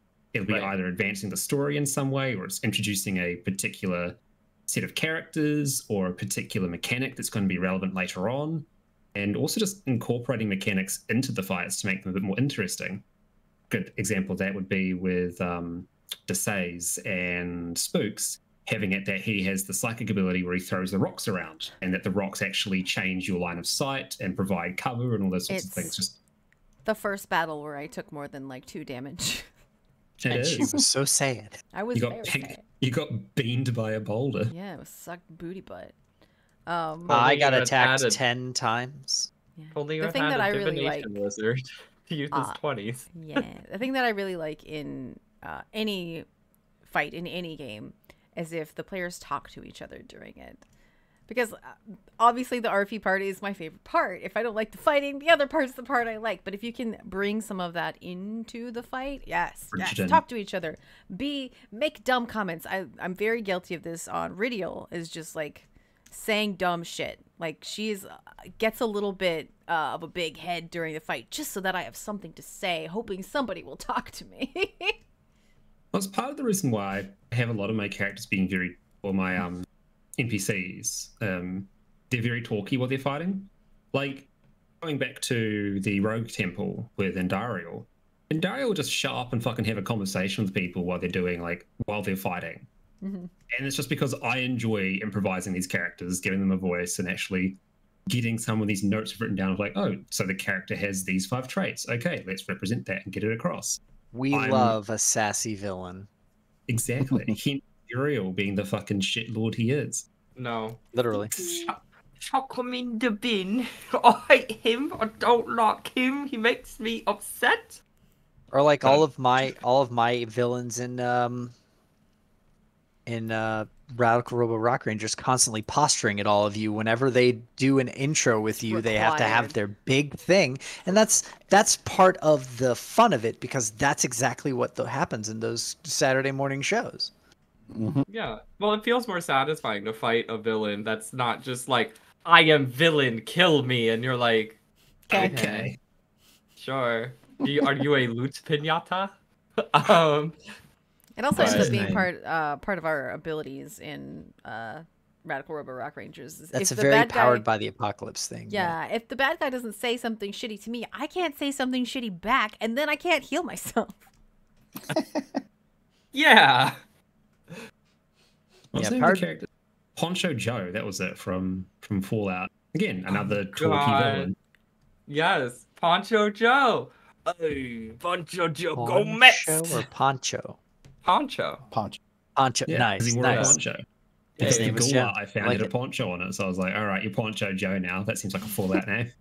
Poncho Joe likes the Mets, and he likes the old New York ways. He's coming here to raise the property value and use it lowering the property value of your presence, eh? Gotta make Hey, sure I'm just everything from the smells like Wawa. And that comes back to like knowing your players. Like Yeah. Michelle, I know that you want to vamp. I know that you definitely want to have your little trade tete-a-tete with whatever character you're talking to. It's why I keep having mean girls come up and say shit to you, because I want you to clap back at them. Listen You here, usually do. ponytail. Yeah. And my character is the rebel too, so I have to have something to rebel against. Exactly. Otherwise, And I'm just the nothing. Otherwise, you're just Joe Mama. Joe Mama. Another Joe. Oh no. Said yo, not Joe Mama. Oh, you're right. You're right. Yo Oh, my Mama. bad. Have we missed any major points on your outline so far? Oh, plenty of them, but that's okay. We're having fun. Is what time are we Classic at right now? D&D. Hour and a half. We can keep going. I was just kind of like, what haven't we talked about in this So, particular I- thing? I'm sure we'll do this topic show like 50 billion more times, I'm because sure we there's will. never an end to how to DM. Also, there's a lot of us who aren't here. Yeah. So, Yeah. but like, I would like to go back to prep. Like, talking for me personally, I simultaneously do a lot and very little prep. I don't write much down. And I know that might not seem like, maybe it doesn't seem like it from when you guys play in my games. I don't know. But I tend to just rehearse things in my head, like when I'm in the car or when I'm just doing any other thing. I'm just sitting there talking to myself like an absolute crazy person. Hey, Sam. Which apparently a very common trait for a lot of people who run games is just sitting there having conversations with yourself, practicing being a villain. And it's just one of those things that I do a lot of with that. But when it comes to like trying to plan out what you guys are going to do, the railgun, I said, that was something that came out of my mouth. It wasn't Okay. planned that you guys were going to fire yourself off into space. That was not an idea that I had when I did it. I was just like, what would she have as a defensive tool against an asteroid? Probably a giant railgun. Sure, that's there. And then what else would she have? A bunch of view screens. It's a lab, so she has some beakers and stuff. So I just described all that stuff because that's what made sense to me to be there. Yeah, I think the biggest takeaway would probably be like your world. If you like it, if you're interested and invested in it, you'll want to come up with some of these things.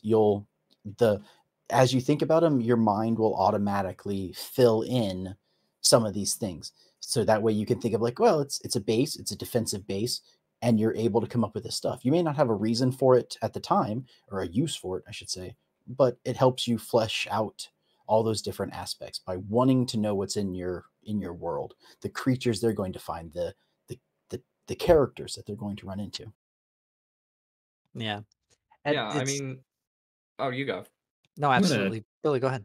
Oh, well, like I was even saying too, and I understand that, like when we've done roleplay plots, a lot of them have just been improvised. Like sometimes literally because I didn't do a lot of them originally, and so like Michelle being like, do it, and I'm like, okay, or Castus to be like, come on, let's do a plot right now. I'm like, so like improvising it and then trying to be like, all right, I know Michelle well enough. She's gonna do this. She's gonna do that. She's gonna do this and that. Castus is gonna do A, B, and Z, and trying to see. Well, I want to slow them down on A and B, but I want them to succeed with C or something like that. Like for example, we were doing a plot in 14, and we were fighting a dragon man, kind of like in Heaven's Word when Estinian turns into like Nidhogg, kind of that. And so we had this whole plot and they were fighting him and I was like, well, I don't want him to like demolish everyone, and I think everybody just kept rolling really freaking well. So I was just like, what do I do? Because like I know a lot of times when I've DM'd, and mind you, it's a little different in D&D because your players can, well, I will say probably in person it's different versus online, because online we have a fun thing that says like very weak, close to death, whatever. But when you're doing it in roleplay, I don't keep track of HP. No one sits there and is like, you did 5 damage. You did it, girl. Like, no. It would just get so complex, and that's not fun. So and I have done like actual role-playing systems where it is basically D&D and you pick your moves and you can do X, Y, and Z. We did that in ESO. But like doing it and then kind of being like, I want this person to succeed, and really rolling into it, but the whole time is just all off the cuff, made up. Like I think also knowing the world that you're in, depending where you're coming from, it's like really huge of like I could create a story, whereas I think for me, if I was just from scratch, like, hey everyone, we're gonna do a space story, and I don't have anything like background, nothing, and it's just like space in eclipse phase and we're not using the books, 100% homebrew, it would be so much harder for me because I'd be like, well, I need to come up with the setting, the lore, blah, blah, blah, blah, blah. It's why I'll never run Star Wars. And I'm not Star Wars ignorant, but there's so much fact that exists about Star Wars that trying to run something in it, you would be like, we're on this planet on this day. And someone's like, cool, that's the celebration of this. Han Solo was there. And you're like, wait, what? Right. Yeah. Why? And I could see where that would get like, shit. Yeah, he sure is. He's in the Tusk Square right now if you want to go say hi. Go say hi to Han Solo, James. Howdy, partner. But like, go ahead, Philip. Sorry. I was gonna say, but on the flip side, if you do create your own world, you only have to create as much as the land that your people are standing on. Sure. So you have one town. Go for it, James. I want to talk about this. I have a theory or a belief in DMing. It's called the DM bubble. So every DM has the ability to project out. And Michelle, I'm going to relate this to you on a very personal level. I think it's the Mallorean when they're crossing the Great Desert of Iraga. The Mandalorian? Calm down. Just kidding. When they're trying to protect themselves from the Mallorean sorcerers who do detection spells of people entering their country, they're walking through the desert and they have this bubble that they're able to throw up to say, we're not here. It's just like some bones. So don't worry about it, bud. It's a very similar concept to that for a DM. DMs are able to, in varying degrees and varying different parts of things, project a bubble around their players that is, here's where the world is real. And beyond this, mostly white space, so please don't poke. Right. And you have to be very, very fast and very agile when it comes to the way that your players start moving in that space and how well you're able to compartmentalize it and how well. But you can tell with certain DMs their ability to just follow you and be like, yeah, that's real, that's real. And as they're walking, the little treadmill of grass appears underneath them as they go. I think it's hilarious you chose that as your comparison, because in the story itself there's at least 2 people making this bubble as they walk, and one of them is this like new sorcerer guy, and he just wants to do cool things and impress people. So at some point he's like, I'm gonna make a cactus. Sweet. And they keep walking. I'm gonna make a big bone setter, like whale that died here or something. And the sorcerer on the other half of the bubble is like, knock that shit off, I don't have that over here. People are going to know that something is up if they only have half of your skeleton that cuts suddenly. So yeah, that's fuck upable too.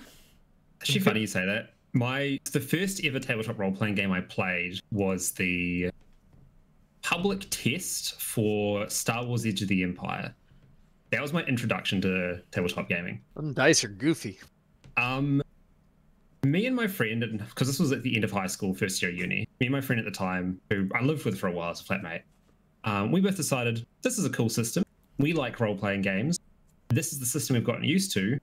And this was before they had their generic system. We're like, Genesis, yeah. So this was pre-Genesis. We decided we would adapt the playtest of Star Wars into a fantasy role-playing game and make our own setting to go along with it.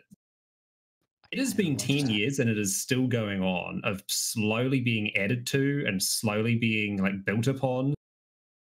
That's amazing. He's been running it a lot more than I have, but we sort of went into it with this design document idea of completely blank slate. We'll all just grab some core concepts that we think are cool and slap them down onto a blank piece of paper. Whoever the players want to start is where it'll start, and we'll just paint the portrait out from there and slowly creep it out. If someone in the party has an idea that they think is cool, sweet, we'll incorporate that. We'll give them the creative freedom to tell us as the DMs what is it that is in this world, and turn it more into a collaborative world-building exercise than necessarily just a role-playing game.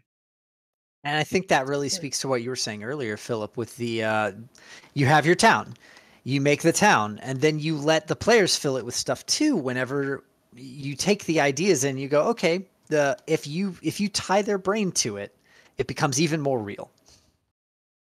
When Charles ran a game for us at one point, he asked us to all help build a city. So he had a map and he had an idea, and he was like, everybody build one city, and then, or something in this world. And then it either be for you or it can be for another player. You won't know at the time. And so we did. And it helped us. It gave us information. It helped him flush out his world. And it, made hooks that he didn't have to come up with all of them on his own. And it gave each one of us as a player, like, connection. And it's guaranteed to hold your interest because you made it. All very good DM tricks. Just, know your bubble, be able to try to incorporate your players' stuff. If you have a good read on players, I am able to cheat a lot here, especially when it comes to Teens with Attitude, because I am able to know all of the people who are playing in that game, except for Aaron, I have known for nearly 20 years. So I feel Go ahead.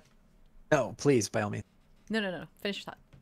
I was just going to say, so like when it came to running for the folks who were initially here too, like for Eberron, I went out of my way to put things in there that I felt like Michelle would ping off of well, because I wanted Michelle to like playing tabletop. My favorite part about your game is that freaking going into the Richie Rich train car as my like hulking orc lady. And having the guy be like, "Oh, sir, you can't be here," and her just being like, "I'm a lady," and him being so flustered, he's like, she just keeps going. So good. Close second being can't we just have the lady like tell the bullet guys to go away? Anytime that you were given the ability to do a creation moment in those games, and that is important to give to your players because it's their story to make too. It's not just, you're only allowed to use what's on your sheet. Fuck off for everything else. May, are you going to talk about Fallout? Oh, really? How really we can do that?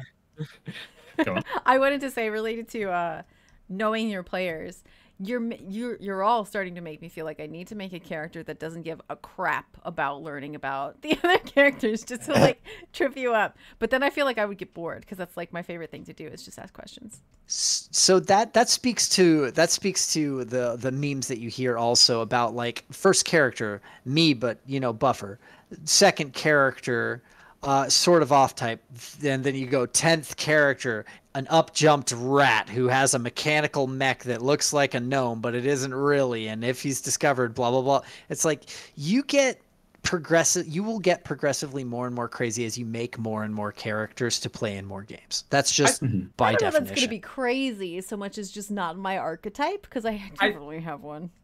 I think that there's also just an inherent trait that you will always have in some of your characters, mine being chaos. And I think yes, while you can have different characters, I think that you can still do what you want to do. I mean, all of in a different the way. characters in the current game definitely have that I'm going to ask you questions deal. Some to more extent than others. Some questions are doofusy, some questions are serious. But all of the characters' personalities are very different, and I think that's probably the important part. Yeah. Anyway, Fallout. Yeah, Fallout creation. I was going to say, with on the topic of keeping players engaged with the actual creation of the world and the setting and all that, the Fallout 2D20 game does this, and it's funny because there's been a few different game systems that I've run that all have the same mechanic. Are you going to mention Wawa? I will. I'll get there. So Eclipse Phase does this, Fallout 2D20 does this, and Shadowrun Anarchy does this, and I love it. Giving a meta currency to players that they can cash in or use, take narrative control of the scene for a bit and go, okay, here is how things are according to me as the player. Here is my spanner in your DM works. Here is how I make the world a little bit more flavored, a little bit more Billy flavored. And in this case, indeed, in Fallout 2D20, it was by saying that the random convenience store that the players got into was actually a Wawa. I like that Billy flavor is Wawa. That's just so fitting. I love Wawa. Hi, Wawa. If It's you want just to a sponsor gobbler. us, please feel free to. I love you. We'll eat your Five sandwiches stars. on stream. We will. Oh, please. Yeah. So in the Shadowrun game that I ran with people, no one that's here, so this is all going to be meaningless to you. But the players were infiltrating into a locked down quarantine part of Chicago that was overrun with insect spirits that were manifesting in these large, big, angry, nebulous insect things. People were there, but they were sort of possessed by the insects and all part of this big hive mind, blah, blah, blah, blah, blah. Big danger, big spooky. Players were there to pull some data out of a corporate black site and get out.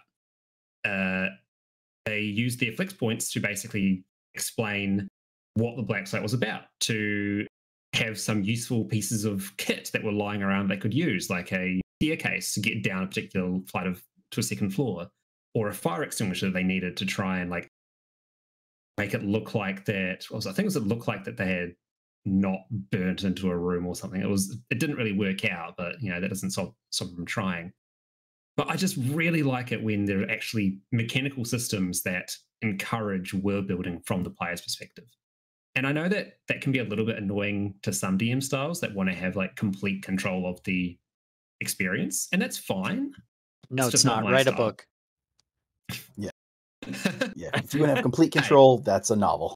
If the players enjoy that, the DM enjoys that, pop off, queen, live your life. No, that's not for me, and I know that some people don't like that particular style, but I do like that style. So, I mean, I'm 50-50 because I feel like Fallout, it was fun to do that.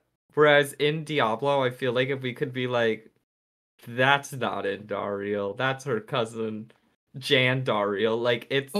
I don't feel like in that setting or a game you would better make Jan Dariel. I'm calling it now, Anton. As a DM, I would probably veto that decision. Be you can have minor influences, but you can't turn around. You can't know me. You can't know but me, or you can know but me, but you can't just flat know me. Mm-hmm. I just feel like in certain games it makes sense, Fallout and maybe Star Wars and things like that, where the world is very abundant in the sense of there's not a lot of control in the world because, for example, Star Wars, the galaxy's vast. There's a lot of millions of things. If you walk up to a crash ship and someone goes, "That's a crash Star Destroyer," well, there probably is a crash Star Destroyer somewhere. You know what I mean? But in, for example, Diablo, I wouldn't think us having, we have our narrative and our, goals, so I don't think us being able to be we're looking for spooks. Oh, well, I found his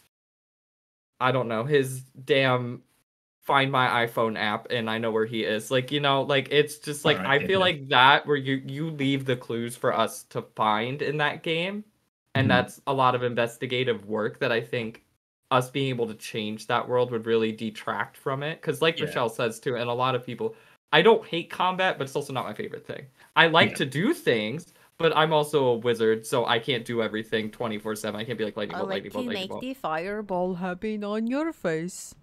Yeah, I like to ding the dong, but is it strong? No. It could be a pretty But- strong dong. Sometimes. It could It's be a not pretty always a strong dong. dong, he said. We need a good. Name Where's of the the episode? quote? There you go. But I think games like Diablo work better structured because you kind of feed us where we want to go, and we get to like have the fun of like treasure hunting and trying to find what we need and where we go. Can I just Whereas- say, I love that Michelle doesn't want to play Diablo 2 almost 100% just so she doesn't spoiler herself, whether I or have not she would stopped. enjoy it. I was playing it, got to Luke Lane, and May was like, and I started to do it, and was like, oh, this is fun. And then May's like, I wouldn't really play that much ahead in Luke Lane because you're gonna kind of spoil everything. And I was like, shit, and I haven't touched it since. Even people in the chat talking about the 4 beta, I'm like, shh, I don't want to hear anything. I don't want to hear any of this stuff. No. Yeah, 4, I You don't hear care. I'm about- playing it. Sorry, but And hear about Daddy Anarius. Daddy and Arian. He is pretty daddy. He is quite But- literally your father. Yeah. But that's a game where I think the not having control is fine. But like I think it depends on the world you're in too. Where giving would even a little just- bit of narrative control is different. I'd distill it down and say it's not so much dependent on the world, it's dependent on the party, the players, and how much the DM is willing to police that. So, like, Right.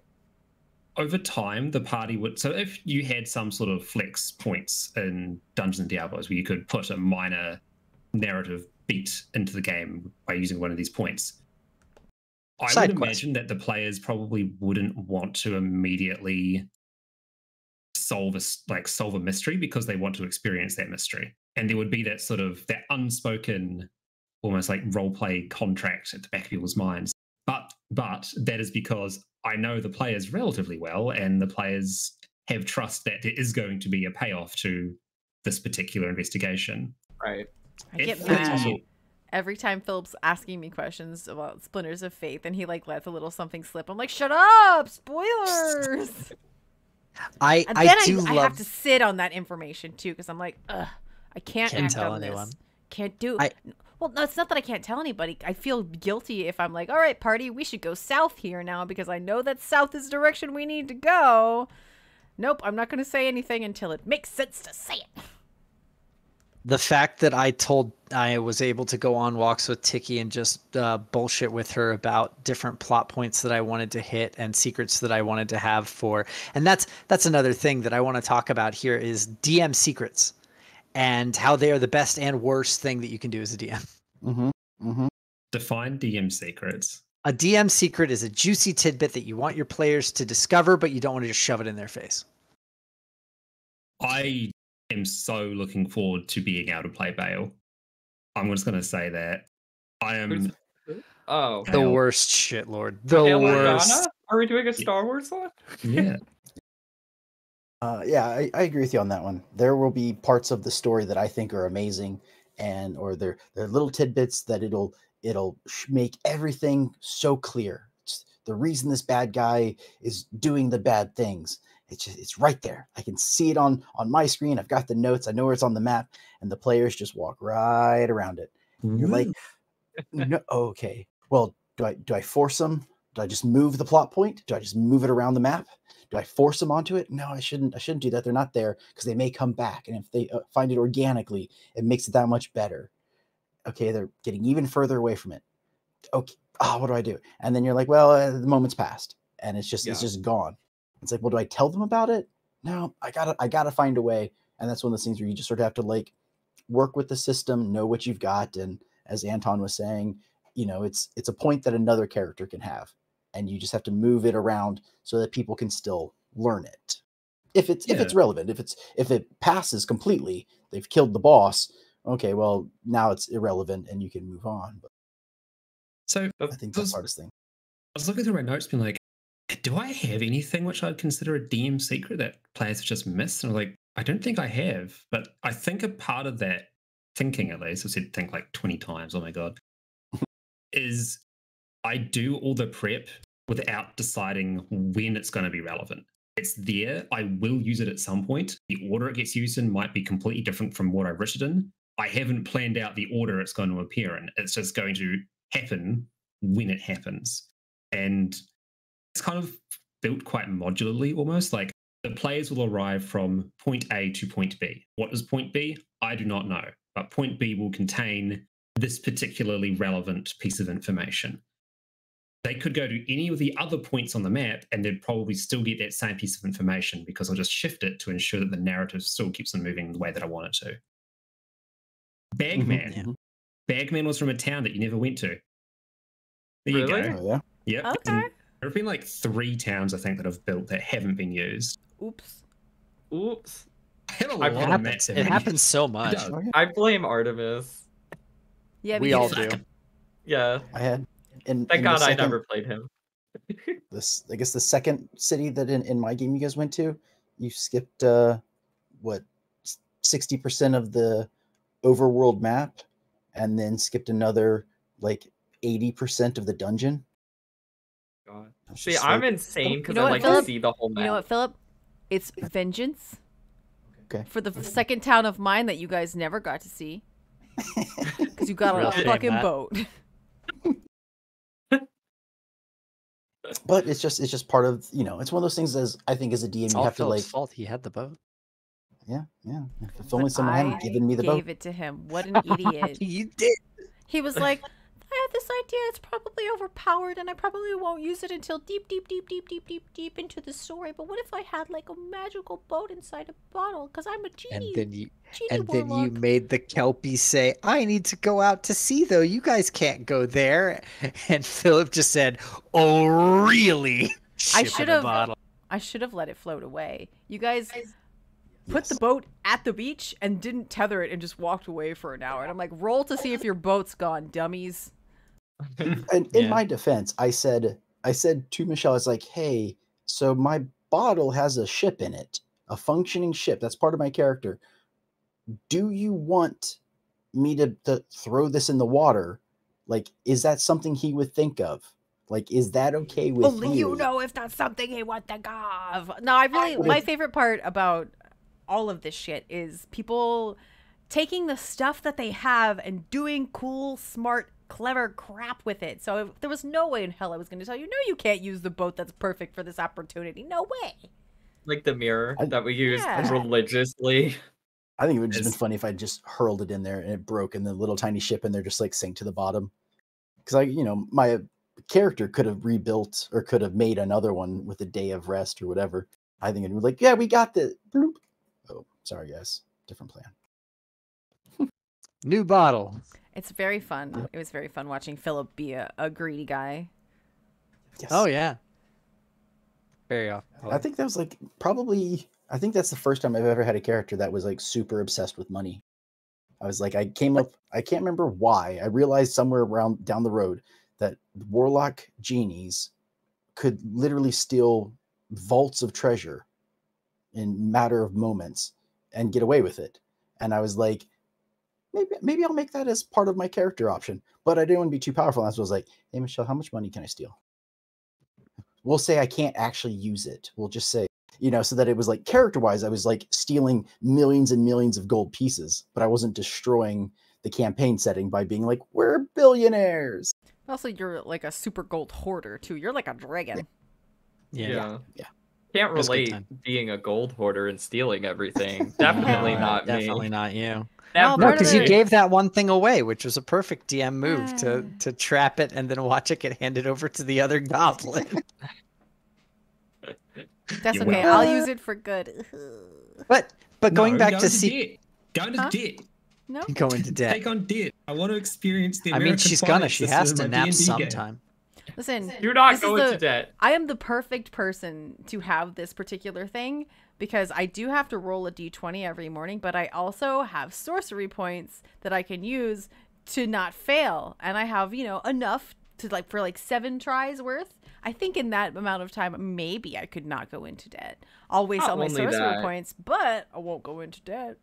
Only that. But you have a very guilty divination Yeah, wizard. that's right. This Yeah. is your Who, the DM, Anton, set a trap for yours truly. Funny I stuff. did not fall into said trap. It was trying to be nice. I legitimately did not know it was a trap. It was like, well, I took the last barrel, so you deserve Hey, it. no, that's not how it was. You said you get the next magic item. That was the next I magic get the item. next cool magic item, and Anton gave you a trap that he knew would go to me. I didn't know it would go to you. He How'd forgot. You He think thought he was gonna give me the I'd next be- magic item. He thought I would be listen, greedy. You He thought I have would be to- greedy and be like, "Hey, mine," and tuck it away. Does that count as a GM secret? No. Well, But there you go. Maybe. Do we know everything that the necklace can do? It's all written down on Yes. the stat blocks. We know everything Oh, that I so can far. do with the necklace. Maybe not everything the necklace can do. There's probably will can be make- other random It bullshit. can make you I'll pull on explode later. into gold. It Yeah. can. No, That's a cool no, thing it to will do. never do that It because can. then I will explode Can. into gold. It will never. You'll No, explode. you'll in just dead. explode in blood. Yes, yes. Her sister will be like, "You did this," and kill me. Cut you in half. And then I'll have Uh, to put her in the bag, and then it's a whole thing. But like talking about secrets, like there's a certain amount of drama, especially in Teens with Attitude, because it's literally kitschy Power Ranger stuff. Supposed to be. High school. Yeah, it's high school. It's Degrassi with power suits. And so there's a lot of like planning that I can do, and one of the things I can do for all of you, because there isn't really a reward system for Powered by the Apocalypse, especially with the Teens with Attitude mod. It's just there's a season and you play the season. And so there has to be something rewarding for it. And so I've tried to make sure that there's a set amount of like secret things that you can discover. And I try to keep those kinds of things in mind as story beats when I'm DMing anyway, because it's really important to give your players something to look for and poke around with. But it's also pretty good to actually, in your own vision, hit them over the head with it sometimes. Because when you think that you're giving enough information as a DM, and this is a DM tip, you are rarely ever doing that, and in fact That's probably need to actually- do 2 or 3 times as much. Yeah, that's actually one of the things when you asked me earlier, like things that I learned as a new DM. It's like in the very first session, Philip completely misunderstood, and maybe a couple other people misunderstood the quest that the blacksmith gave you guys. And you ended up not doing the quest when you returned to her, and she's just like, "No, I'm not paying you. You didn't do what I wanted." And Philip got mad. He was like, "That's not what you said." And I'm like, "It's very much what I said. It's what's written down here, and you didn't understand, and I didn't do a good job of telling you, I guess. Please stop yelling at me." So okay, at the beginning, I was like, what? Like as a person, I was like, what? No, I know what you said to do. I understand this. And then like after you're like, no, this is what it is. I was like, okay. And my character was like, okay, well, we didn't do it, so my character misunderstood. So now my character is mad that he is not going to be getting the money. You don't see that is Philip get earned. mad very often. Yeah. But when So he does, True. it's over D&D. it was supposed to be the character, and I get maybe It was I very didn't- method. Linder. Yeah, I didn't rein it in enough, and so I have apologized since multiple I think times. Nereus but- is teasing kind you. of that I'm teasing kind of you. dick. So, an example of giving your players so much information they can't possibly, not run with it. I've mentioned Karas like 7 different times now for like, there's something here, you're going to go there soon. Mm-hmm. That is very much a case of, this is where I have made the content for, please fucking go to it. Don't go to Chaldean or something. Oh, yeah, there we go. I don't even have crust written down. I don't have crust. map to Karast. Yeah, but that's the thing. Just having these like numerous different breadcrumbs that all go to the same place. So it becomes a case of like, we could go somewhere completely different. And you could. I would roll with it, improvise something, and then put together some bits and pieces to keep the story moving. But there's enough breadcrumbs to make it very clear that, okay, we're going to go there and something's going to happen. The same shit happened with, again, with the rogues and going towards Luke Ghislaine. There was mentions of it. Artemis has a fucking scroll, which is a deed to a house in Luke Ghislaine, and none of you know about that. Probably Billy's forgotten about it as well. Well, I mean, you want to talk about something completely improvised. Remember the vendor on our first ever game that you made to be like, have fun with the loot box? And I robbed him Yeah. and how took his that- loot box? And how that has spawned your horse. It spawned Biscuit biscuit. in the boat. Spawned the boat it's that you given killed my- Blood Raven with. Yes, we killed Blood Raven with the boat. We gave it to my son. It was like a canoe, and Veraciel hit the person with it. Yeah, improvised weapons. So I mean, just something like that where you have this whole plan for this. The battering ram. Those patches have lasted us. Second horse. Cracker, or whatever. What? Claude Dubois. No, the second horse. Did we name the second horse is Claude Cracker? Dubois. Yeah, we have Biscuit and Claude Dubois. We tried to name it something else, but Veraciel. It ended up being Veraciel's horse, and she changed the name to Claude Dubois. Yeah. Jam. It was Biscuits and Jam, because the other one died. Didn't one of them die? One of them did die. Yes. Ah.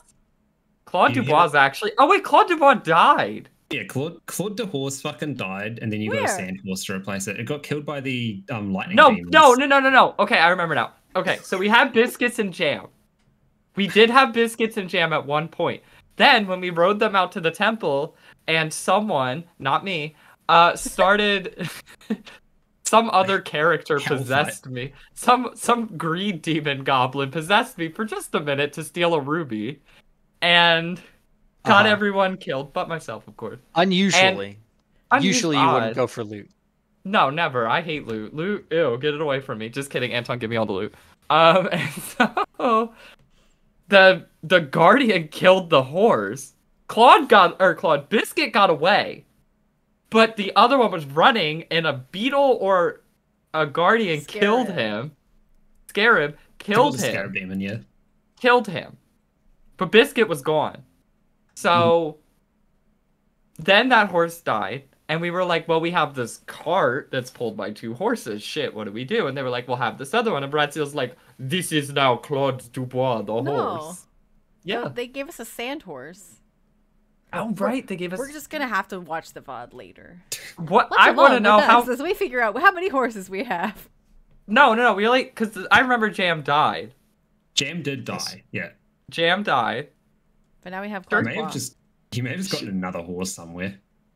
It was another patch. We slammed another patch down, and we got a second... I think that one's Claude Dubois. I think Jam was a horse that one we got legitimately from somewhere. No, Jam died. Yeah. It's still a horse we got legitimately from somewhere. Yes. Dead. Claude Dubois, also patch horse. We got Jam from Francia. Remember when they gave... Or not Francia, it's someone. When they gave us the cart, and it had the second horse. Right. And then you put the cart before the horse. Yes. Sure. Which is why the horse doesn't exist anymore. Yeah. Anyway, in Diablo, Billy's very obsessed with his horses. I love my horses. Apparently. Claude is a horse girl. A lot of times we're talking about NPCs that people latch onto. This horse. I will quit the game if this. I will say, as a DM, loot for Biscuit in my loot list. No, not the as in if we kill Biscuit, he'll drop loot, or if no, as in I have.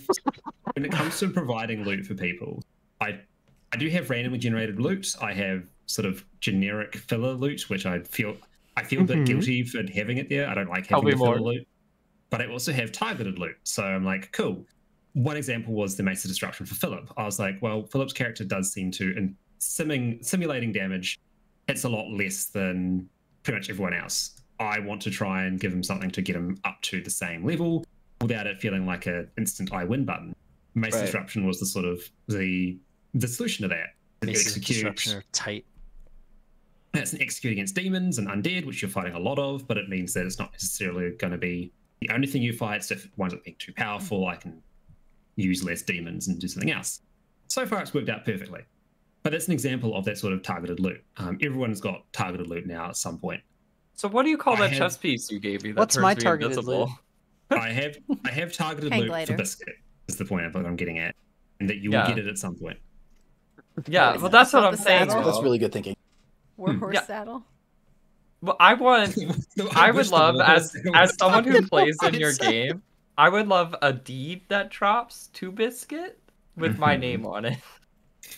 So that Malkeith can go, it's my horse. And I go, really, do you have the deed? I want to point out for the Warhorse to find that. I quite literally opened my compendium with every single 5e plus some homebrewed items in. I clicked the little button on my mouse to unhook the mouse wheel, and I just rolled until it landed on something, and that's what it was. I I another NPC that's just stuck around is Sassafras, my retainer goblin. Yeah. This is why you don't tell. I don't know why I didn't feed him to the monster. He's useless. This is why you don't tell your players DM secrets, because now the next time we play, I will search heaven and earth to find this shit. Well, Biscuit, and I don't care. I need it. You know what the crazy thing about DMing is you can search all you want until the DM loot table rolls in my brain. It's not there yet. What if we miss it? That's my whole thing now. It's going to be like, there is armor. That's why it's targeted. And we won't find it. Once again, as with the previous points of I will recycle stuff that hasn't been used, you will get your loot eventually. Even if you miss where it is, it'll still come to you. Like, the goal in my mind is to give people tools to have a fun story. That is 100% a good DM tip too, by the way. Please, please, please, if you're making something and you have this big cool thing that you want players to do and they just walk by it, you know what? Maybe they didn't walk by it. Maybe that wasn't the corridor it was in. It's going to be later, and they'll hit it that time. Right. You recycle the things you prep, please, because the world is what you've made it as the DM with your brain. So if you just change it around, you don't have to have this whole video game mentality of, hey, that's where the thing was, and that's where it has to stay until the player clicks on the rock and it pops out of the rock. Because it'll also extend the game too. I mean, could you like all joking aside, like could you imagine sitting there and being like, oh yes, I hid this great sword somewhere, and if they miss it, they miss it, and like you're literally sitting there running around a damn map 24/7, clearing every single corridor, making sure everything is empty. Like it would get very boring very quickly. If you're scouring, like playing a game where it's like, you know what I'm saying? Like when you play games, it's like, that's what the games used to be too, is the thing. Back in the day, rather than actually doing real, like, you know, people put filler in their tabletop games, much in the same way that video games put filler in today. Right. Like the original part of fucking Tomb of Horrors is you have to find a hill, dig in the exact right spot with your shovels. There are checks involved. You have to find the correct door. There's an incorrect one next to it that will kill you. I feel like Tomb of Horrors is not exactly the best reference to use for well-designed dungeons. It's not well-designed, but I'm saying it is what it was back in the day. It's like they just had the thing's in the one spot, and I'm going to have that there, and if the players don't find it, they're just going to have to keep looking. The fucking room you go into, it just kills you immediately. That said, it hurts me a little bit when we go into an area and we don't look in every tiny corner. I want to see what everything has. I like to kill everything. I'm 100% on board. I like everything. You do. You killed that honk spider real big. I didn't trust the damn honk spider. So I didn't have any intentions of people saving the honk spider, so that's another thing that was ad-libbed. So something that I want to bring up actually regarding prep is map design. Now, not everyone uses battle maps. Some people do like to use theater of the mind. I used to use theater of the mind a lot. Yeah, I am now too. Like with Foundry, I really like using Foundry as a sort of like for combat. Like it makes the tactical side of combat so much easier to run, and it's cool to sort of play into that. But with dungeons, once again, I want every room to have a purpose. I'm going to share my screen for a moment. We're going to look behind the DM screen for a sec. Okay. Hope it doesn't break your cams, but let's see what happens. Okay, yeah, well, we're gonna break the cams for a moment. No, if you just, instead of having your camera on, if you just share your screen instead, wouldn't it stay in the same spot? So you can't have no, because you'd have to click into it. It's not going to work on Discord. All right, well, I'll show it to people anyway. So we'll just share this. Go to Foundry. You can just share it to us. So, Yiz might recognize this place. Ooh. How broken are we? Fairly broken. Smidge broke. Oh, hey. Well, recognize the monastery. Yeah. Mm-hmm. Here we go. Here's an example of exactly what I'm meaning.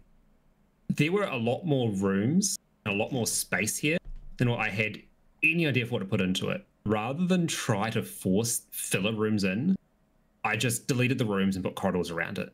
Like, in my mind, every single room needs to serve a purpose. It is a story in of itself. Are these the players? Sorry. Are these bosses like glasses? I'm sorry. No. Yeah, I'm very blind. This is a boss you missed and a boss fight you missed, which I'm kind of glad you did because it would have probably like killed half of you. Here is your horse that you left there before you shrunk him down to get him out. I think this is actually where you got. That's Biscuit. Yeah, that's Biscuit. The original Biscuit. OG Biscuit. Funnily enough, if you hadn't chucked this flame skull into the fucking poison, it would have killed Biscuit because it revives in an hour and is hostile to all living things.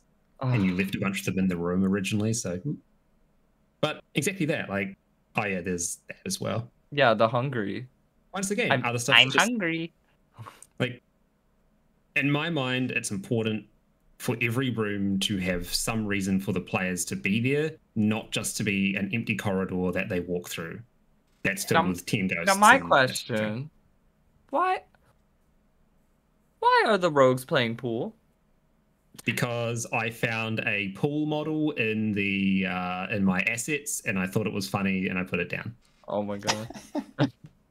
Hilarious. What is this? Oh, I remember this. This is the wall. This is the fucking. This is the boss fight room for Ontario. Yeah, as a blind person, I can't see half of these things. Oh. Because I don't have dark vision. There's this room as well, which is, I think, very similar. Shit in the acid. Oh, look, there we are. Look, go up. There's us. That's where I killed 2 of you. Nice. I like how you went from a guy with a really terrible voice to a guy with a semi-terrible voice, and you were like, I'm really hurting my throat here still, so I'm going to be normal again.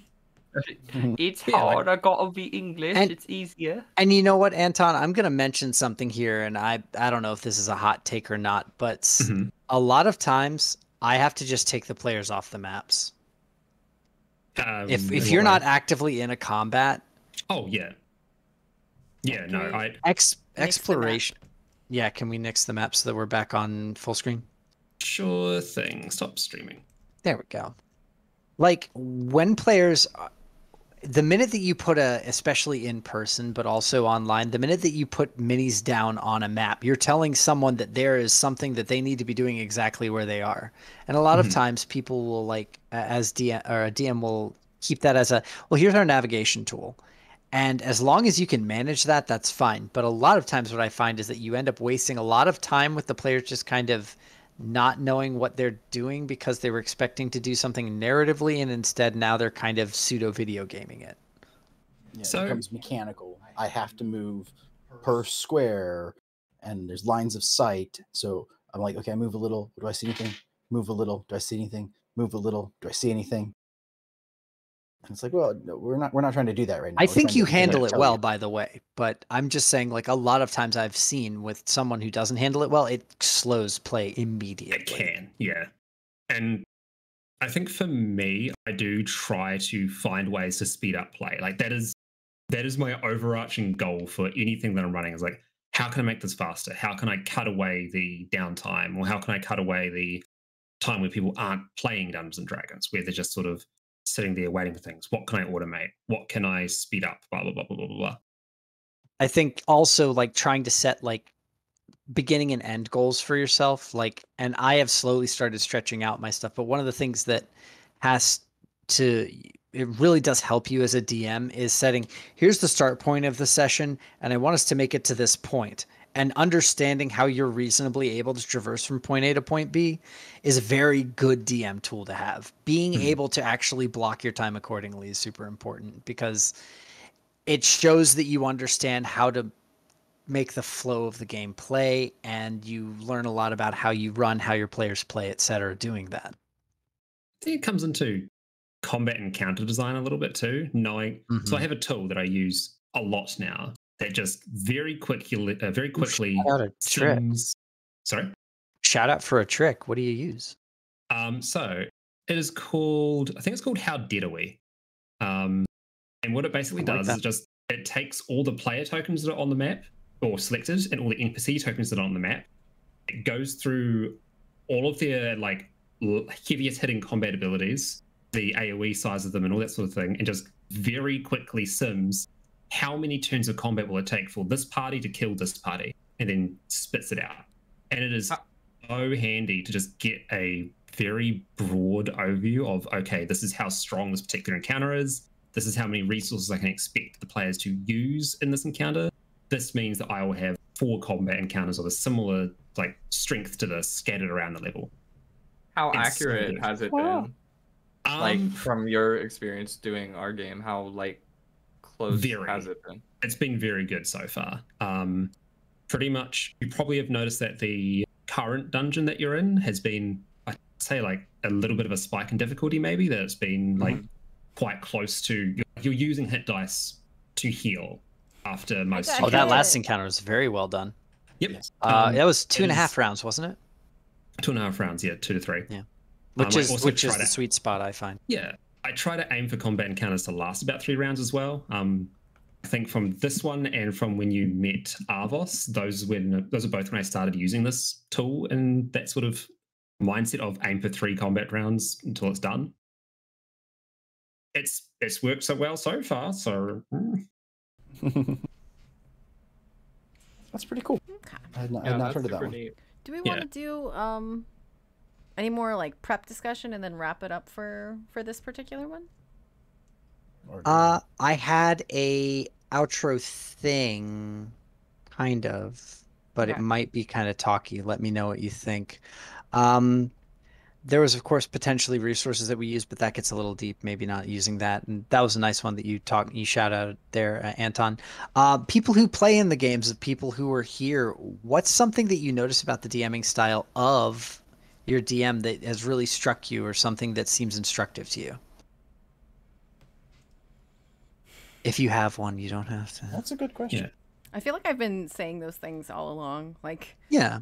Anton's very like rolls with the punches, kind of goes, yeah, here, this is that information you asked for. It makes sense and it's part of the world now. Haha, you did this to yourself.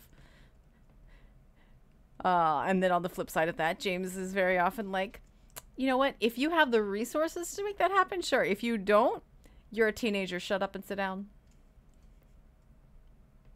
I do like to challenge players. I don't want to just, there's a balance to be had about giving the players what they ask for and making it feel like they earned it. A lot of one of my favorite things that Philip does, and I mentioned this earlier as well, is when something that we experience that comes off to me is, oh my god, did you make that up in the moment? That's so smart, that's so clever. He's like, nah, I knew you were gonna need that. It's just like, I would have never thought to think of that in a million billion years. And you were ready with that? What the fuck? Yeah, and like, you know, as a lot of people said, once you start to know your players, you start to be able to pick up on those little things. And as a GM, that's sort of what you have to do. You know, you have to like also pay attention to the players. You're there for them. You know, yes, you get an enjoyment from watching them play the game and finding your little tips and tricks that your clues, I should say, that you've left for them, the breadcrumbs. But that's as we said in the very beginning, you're not trying to win, right? The DM does not win. You play with the players. yes, You're the ones who makes the story and decides who wins and loses on rolls. But you're with your friends. You're playing with them. Their win is your win.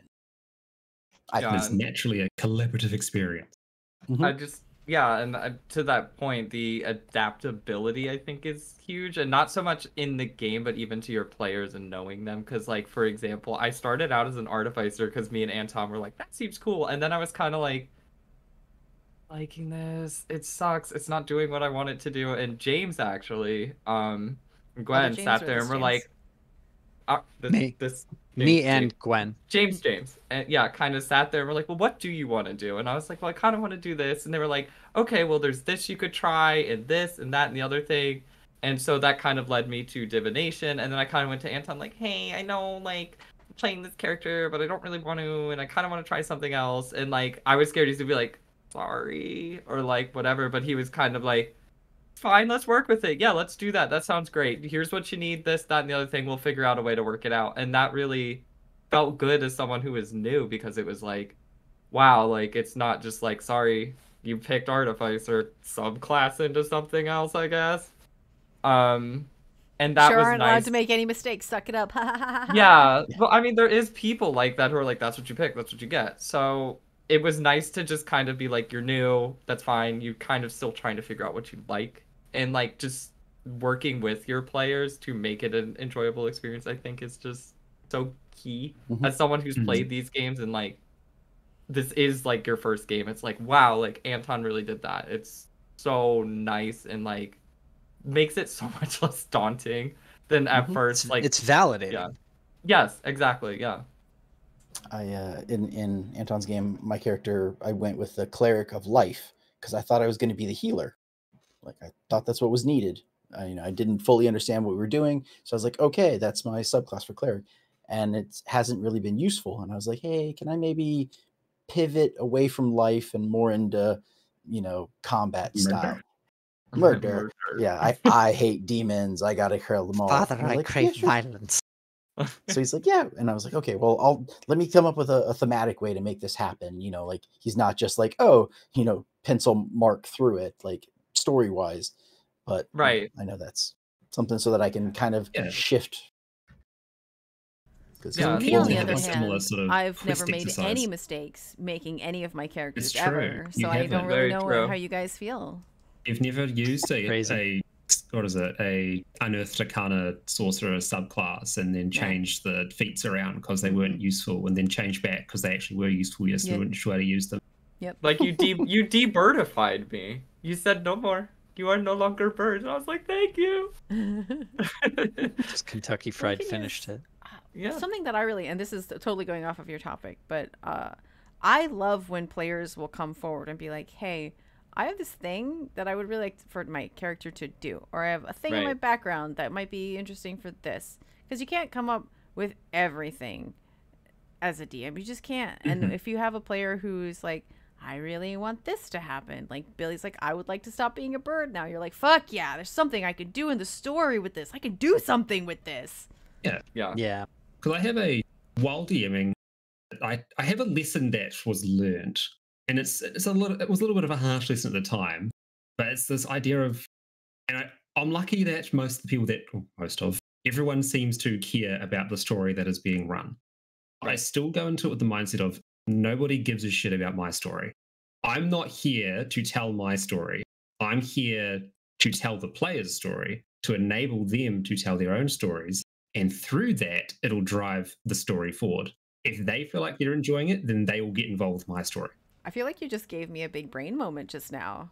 It's like you're not telling your story. Because I often was told, like, if you have a story that you want to tell it. That's a great place to start as a DM. But I guess once you get into it, to keep the players interested, they want to know about themselves. They want to know about each other.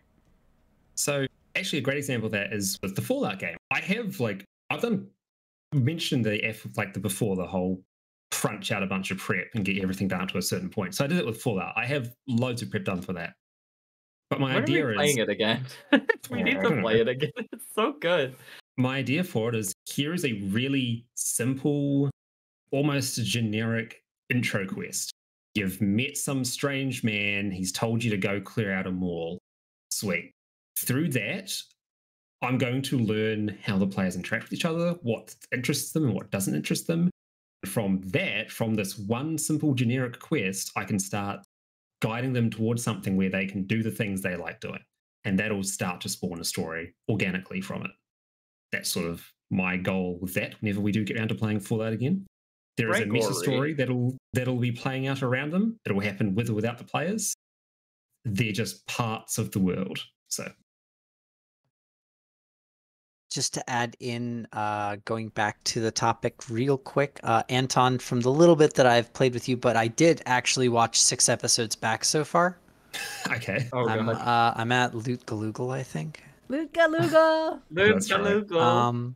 So with that in mind, your ability to pivot and absolutely just go with the insanity that is having Michelle and Billy at a table together. I try to be a very yes and DM, but I would have trouble, I think. You We need seem to play more manage it. games together, Michelle. We need to shake these people up. We need to teach them some things. Stay away from my games, you. I'm coming to your games now. Get Sounds like started, an open Jimmy. invitation. Philip, I want to give you a shout out because the game that I played with you when you ran that one shot, you brought something to the table that this is an absolute compliment. The amount of humility that you bring as a DM when you are running a game is just staggering to me, that you are able to just do that. Like when we one shot your boss and you were like, all right, guys, I don't know what to do because this was the boss I had planned. And I didn't have any prep beyond this for the one shot. So what do you all feel? And you brought it to us and you just said, okay, I feel like I screwed up here. Help me fix it. Yeah. And we were all just, or you were like, maybe we're done otherwise. And we were all like, no, you can do a fix, do a thing. We're fine. We're all here to play. But like coming to it from well, verisimilitude will be broken and everybody's immersion will be shattered. You're like, hey guys, the boss wasn't supposed to die that fast, and I was playing fast and loose and didn't see how much HP he had or realize how strong you were at level 10. What do we do? That was super awesome. I really loved that moment, and it was very eye-opening as like hey, you just come to your players and ask them. You're all playing at the same table. They will help you out. It's not like they're going to point and laugh and be like, the nerd doesn't know what to do. They'll be like, oh, okay, well, maybe we try this. I don't know. Yeah, it's a group effort. It's a group project. So thank you. Exactly. Haha, someone didn't do their homework. Haha, nerd, loser, you're gonna get an F. Haha. And Michelle, you as a new DM, I think, have a lot of places to go before you find what your actual like flow that you nailed down is. But I'm really impressed by the amount of work that you put into everything that you did, considering it was your first time and you had nothing really to go off of from it. The way that you were able to absolutely just lean into our absurdity with the way that we did that fashion show and everything with that was great. The little quests that you gave us and the amount of, you really let us, you do a great job of encouraging, and not just encouraging, but leaving good moments for players to chew on the scenery, which is something that is very hard to do as a DM because you're very much, at least I'm very much structured and try to make sure that the players are going where they're trying to get. But you take the time to be like, all right, no, this is just, you have to interact with a person now. You have to do this, or there's something to do here. Go ahead and do it. Yeah. You sent us to jail and you didn't even lock us up. You were just like, something needs to happen. And we were like, should we go talk to the jailer? And you're like, yeah, sure, you can do that. We turned ourselves in for a murder. Philip was like, you told us to go see the jailer, so we did. If you tell us to do something, we're going to do it. And I'm like, okay. You're the DM. I mean, that's the learning experience. It also, I think it was a heavily, your party seems to be good overall. Even if you're like thieves a little bit, overall you're like, oh yeah. Every group of D&D players are fucking thieves. You need to know that going in. Yeah, we definitely are. Yeah. It's okay, Michelle. One day we'll DM a game together, and that'll be real chaos. Because she'll be like, okay, go to jail, and I'll be like, I got a doctor's they're appointment. pointing knives. Oh my god. All right. Very cool. Did anybody have anything else? Not for today. We're gonna have to do probably 7 more of these at least. I have on this that topic. Many. On this. Oh topic. well, I mean, playing and DMing, especially with a group like ours, where there are so many different hats that everybody wears in the groups, is very interesting. The fact that all of us also, like half of the core group has known each other for so long, is almost unheard of. And so it leads to some very interesting results, I think. I've been having a lot of fun running stuff. I've been having a lot of fun playing stuff with all of you. So thanks for having me at tables. Yeah, no worries. Oh, squishy. I feel a little bit bad that I know that I like running more than playing. So Why? I definitely get much. I like when you run. You indulge my bullshit. You're my favorite. There's such a. I feel a bit guilty when I'm not there for Philip's games, especially when I'm especially yesterday. I was like, I know that I'm going to be I was sick, and if I was sitting there, I wouldn't be as engaged as I probably should be to feel like I'm actually, being polite, not being polite, being attentive enough for the time that Philip put into running the game, if that makes sense. So No, I do feel I get yeah. a bit guilty about that, but I know myself well enough to have identified I really like running the games. Like, I just closed the fucking page. Oh my god! But there is a hang on. There's like two of you in the universe that like to run more than they like to play. So just run games for the rest of us. We're not gonna complain. No. There is there's a wellness concept for mental wellness here in New Zealand called Te Whare Tapawha, which translates basically to, I think it's like the walls in the house of the walls in the ceiling of the house. Welsh? No, it's Māori. Oh, okay. Sorry. So for me, a big part of my mental well-being and emotional well-being, or taha inaugural, is having that creative outlet of building stuff for D&D, like doing that prep. It's an important ritual that I find for grounding myself after work. So that's a big part of me. So I'm glad people enjoy the time I put into this nonsense. We definitely It's very pleasant. It's very nice. Yeah, I feel bad since we play so late on Saturdays, like the last hour, I'm like, a little bit of passing out, and I feel bad about it. I always go back and I rewatch the episode so that I know like what happened, even if I can't like place all of the pieces. I know what people were saying. I know what was happening. I want to be able to know, and I'll try and I'll say something. If I start talking, I'll be just fine, and I'll try and chime in with something. But you have to nudge Grandpa Solgrim. Get up, Solgrim. Yeah, sometimes it's just been an early morning, and I'm just I can't do it, and I always feel bad, and I'm always sorry. I'd like to run it a bit earlier, but it's just can't get Cassis there as well because he's going to be at work. Oh yeah. I understand about the time. I'm not mad about that at all. It's like I just feel bad. I'm like I try and take enough caffeine or get a nap in the middle of the day, but just what jumping jack. I've done that before. I've gone out in the kitchen and just done push-ups, trying to be like, okay, get blood flowing, wake up, and jumping jacks. Ugh. That is the famous rave quote. Do a jumping jack. No, it's always good to keep the brain moving. Yeah. All right. Yeah. All right. Are we I think that's a good place to wrap up. We all told each other how much we love each other, and big hugs and smooches, and thanks everybody for watching us do this inaugural +1 shoot the shit that we did. We'll probably do more of these now that we have a layout and everything for it. So I don't know if this will be the final. That's not that bad, though. I don't know if this will be the final layout. It makes me laugh more than anything. I'm Our kind heads of in in love dice with it. right now. I didn't even look. No. Listen, the little writing over the top is great. Oh. I'm so scared to look at this. I haven't looked because I was like, I don't even want to know. It's not that bad. I just made the boxes a little bigger, spread them out, moved the little thing over, put an I over top of the O. +1 shoots shit. Just wrote it. It's goofy. It makes me laugh. There it is. It's good. It's real good. I trust you enough. I don't. I trust you. It's no graphical masterpiece, but it worked for 5 minutes of work. I like Ro's face. Ro is very much, I think, pulling the weight of everybody here with the smiley. Or I guess it could be Aaron too. It's anybody. It's got no nameplate. Smileys. I was just like, it's blank, and I'm gonna draw a face in it.